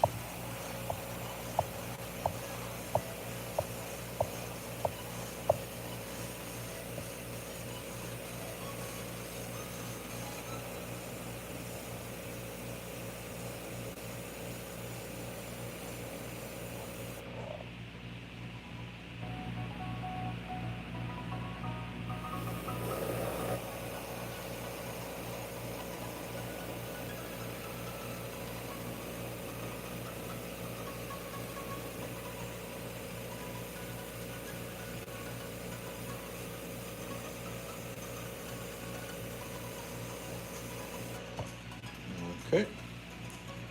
And finally, the tail will also receive 2 full ovals. Hey, Lucas. Thank you.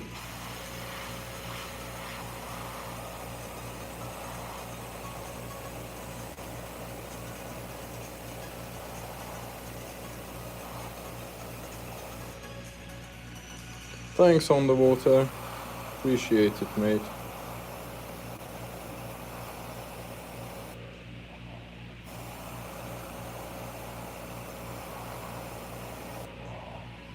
Well, thank you.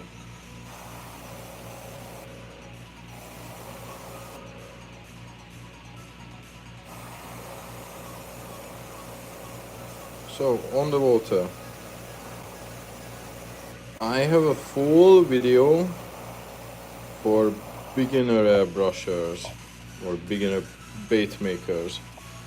Go check that one out.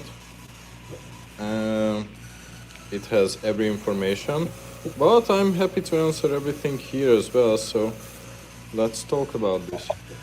Like, as your first airbrush, you should buy something that you will torture the fuck out and won't really have any issues with that.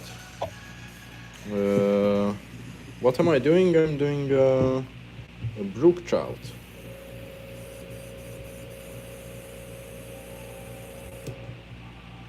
So, yeah, first airbrush should be something that you won't really have an issue with, you know, torturing. Fuck. Okay.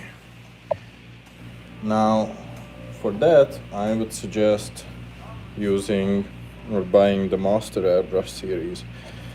You can actually buy this Master Airbrush with 3 different nozzles, like 3 different nozzles, 3 different needles, for like $50, something like that, ridiculous. So now we will hold the back.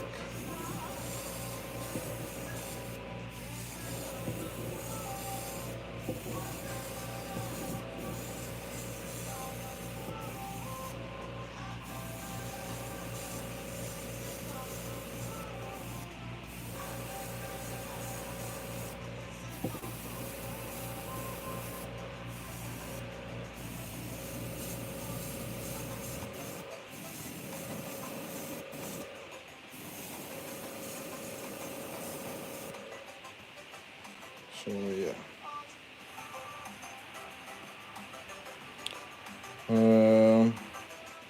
Do I sell it? Yeah, I mean this specific one, this is not for sale, but there are others like the rat wake bait, for example, in the back, that are for sale.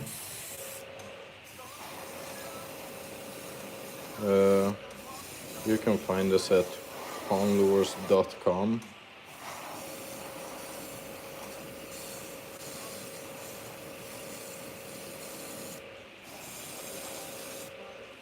So yeah, we do sell these. I'm not sure whether I want. I think I still need to go back with some black shading.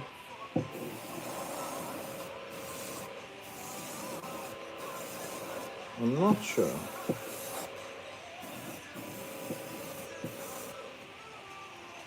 But yeah.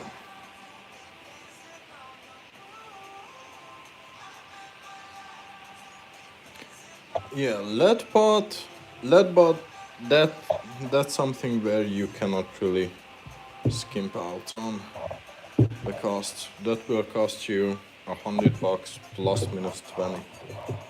That's just the reality of it. Oh shit! I almost forgot. Face. I just need to put not a lot, just a little shading here and there for some texture. We will do a bit more with straight black.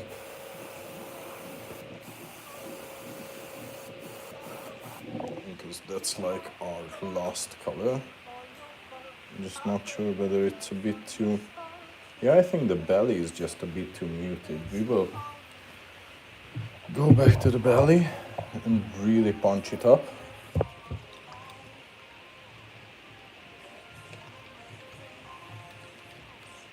But yeah, I think we need to do that right now, because otherwise I will just spray straight up black and then try to airbrush orange, which is theoretically messed up idea.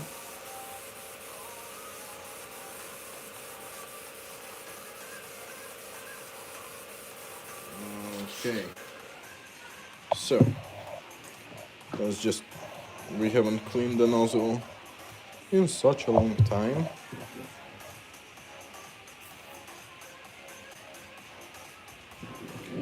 Okay, so let's go into orange. Now this is some wild ass color, and I wouldn't even call this orange. This is like almost red, but when it goes on the bait it will be like some really wild orange. But we need something like that. And then last color black, and we are basically done with that. Now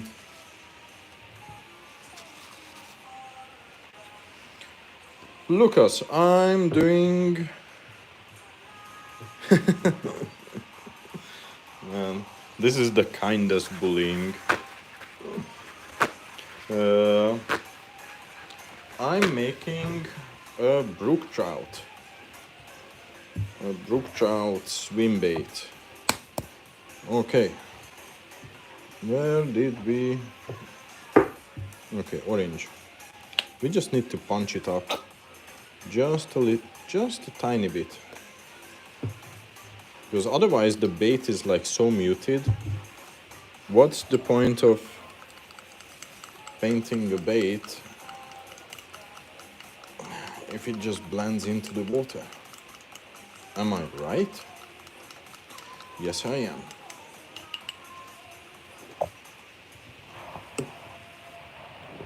I mean, there's nobody here to say I'm not, and my wife is sleeping, so... Okay.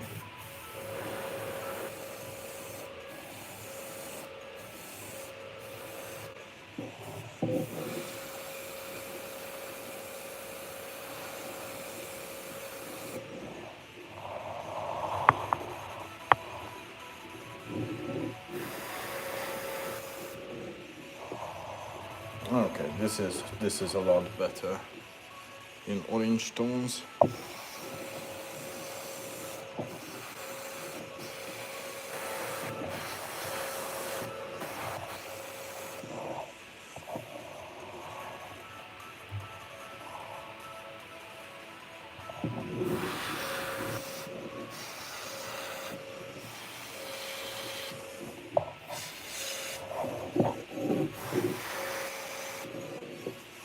Okay, and now final color, we are doing black, a bit of detailing and whatnot.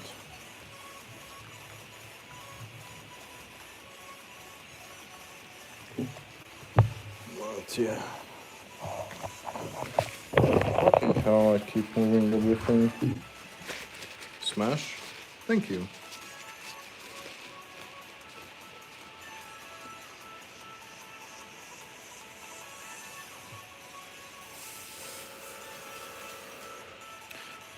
Yeah, on the water. I know that you guys were not bullying. I know. But like both of you were typing the same thing, it was just fun. It really was. Okay, black. So, Charlie's better. You are making baits as well? Yeah, I mean, I'm making baits for myself as well. My wife's the one who's selling them. These are strictly for me. I'm just, I just like doing fun stuff for myself. For example, I'm fairly certain that this bait, this exact one, will never be sold. Oh, thank you. Everyone loves Piggy.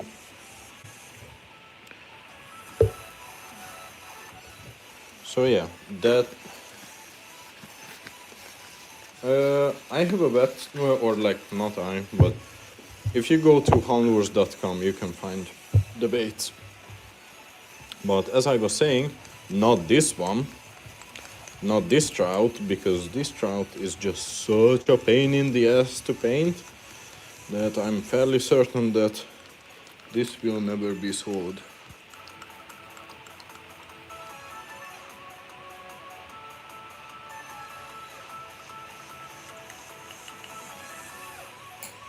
Oh, thanks.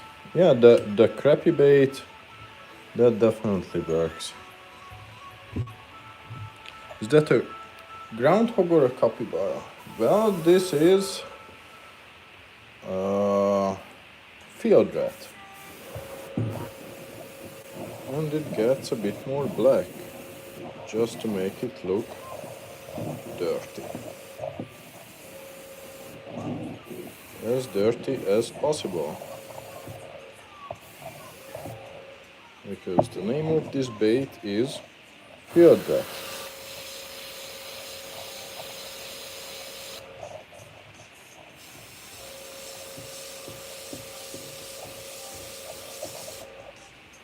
You see? Thank you.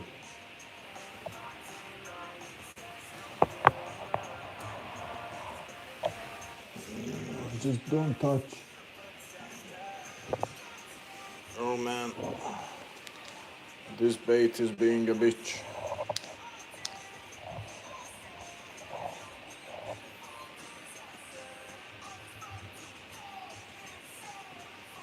What the? Okay. I don't know what's this shit that we are listening to. What did I thin the paint with? This is 30% isopropyl alcohol, 70% distilled water, plus some what's that, Minvax polyacrylic, and a little bit of glycerin.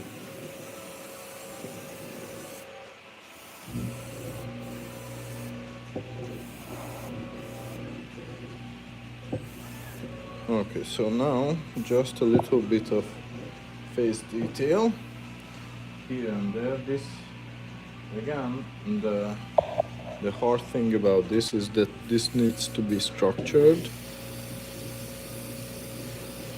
Looks like kind of randomized.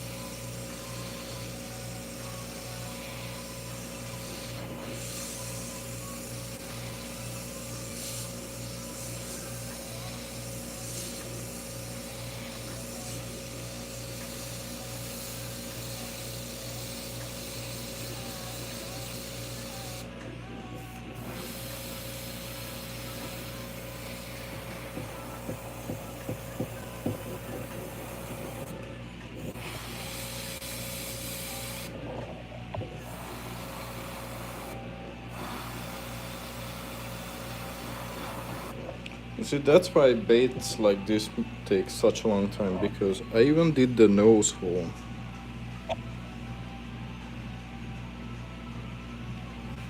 Okay, and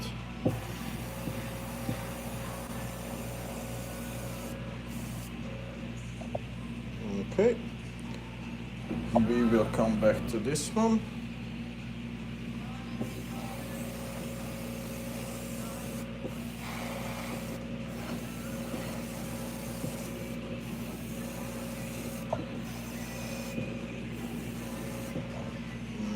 Here's where the sanity check is needed. Let's just quickly see.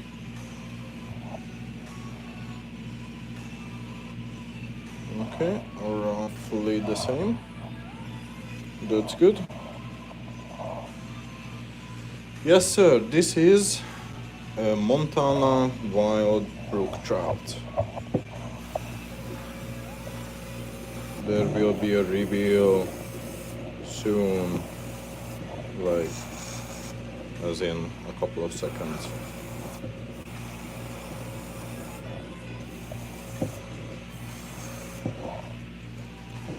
Okay, and let's just put down a clean sheet, you know, a sign of, I don't fucking know, respect or something for the work.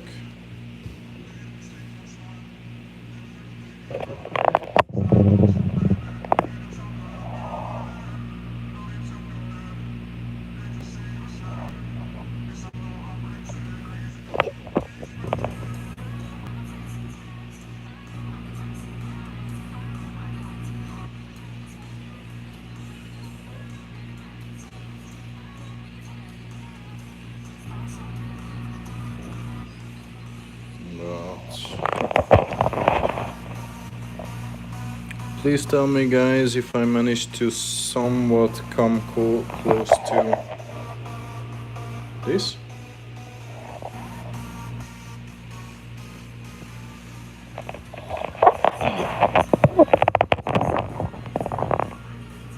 Thank you.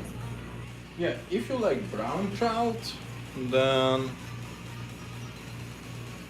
like you should really check out the website, because we just put up a bunch of brown trout swim baits. These have a really cool swimming action. But okay, let's just have a show off here. Thank you. And I will have you guys vote. Thank you. I will have you guys vote on which one is your favorite trout, because we did 3 trout in the previous live streams. I just need to clear coat all of them.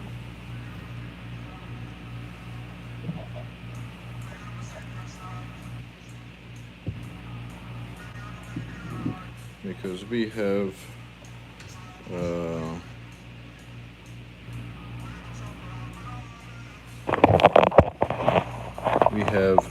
rainbow trout, We have this Montana brook trout and we have the Georgia brook trout. Cast your votes, please. This is 1, 2, or 3. Thank you. Yeah, I mean, you know, at the end, I'm not the judge of this. We will see what the fish actually bite on. Oh, fuck. It's a good thing that I haven't washed my airbrush because I almost forgot a tiny but important detail. No. Go back. Okay. I don't know why that green screen came up, but I just smashed my phone. So,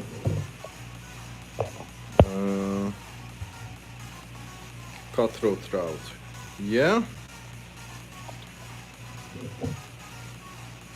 So, I just forgot a really important detail. But the fins, the top of the fins.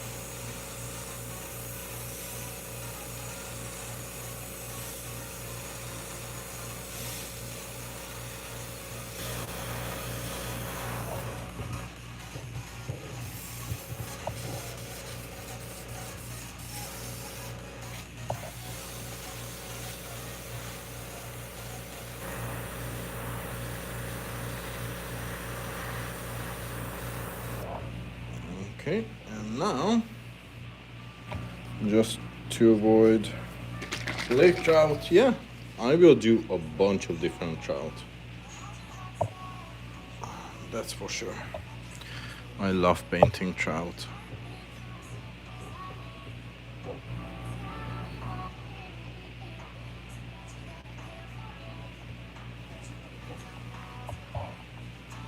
Yeah.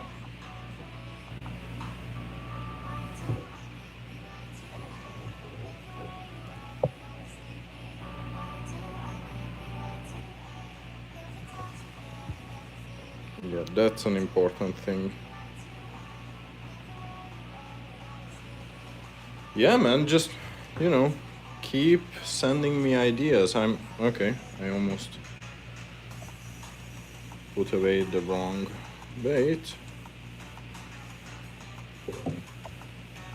Because I love the challenge. Okay, so.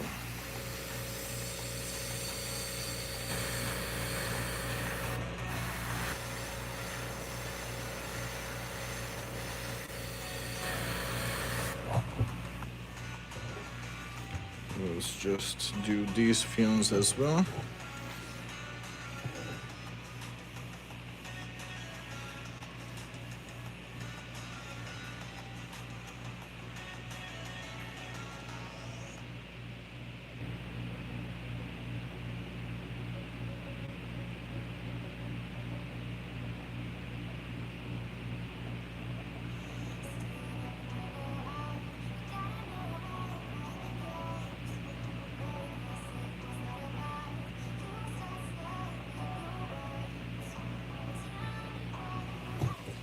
Okay, this is just a really tiny detail.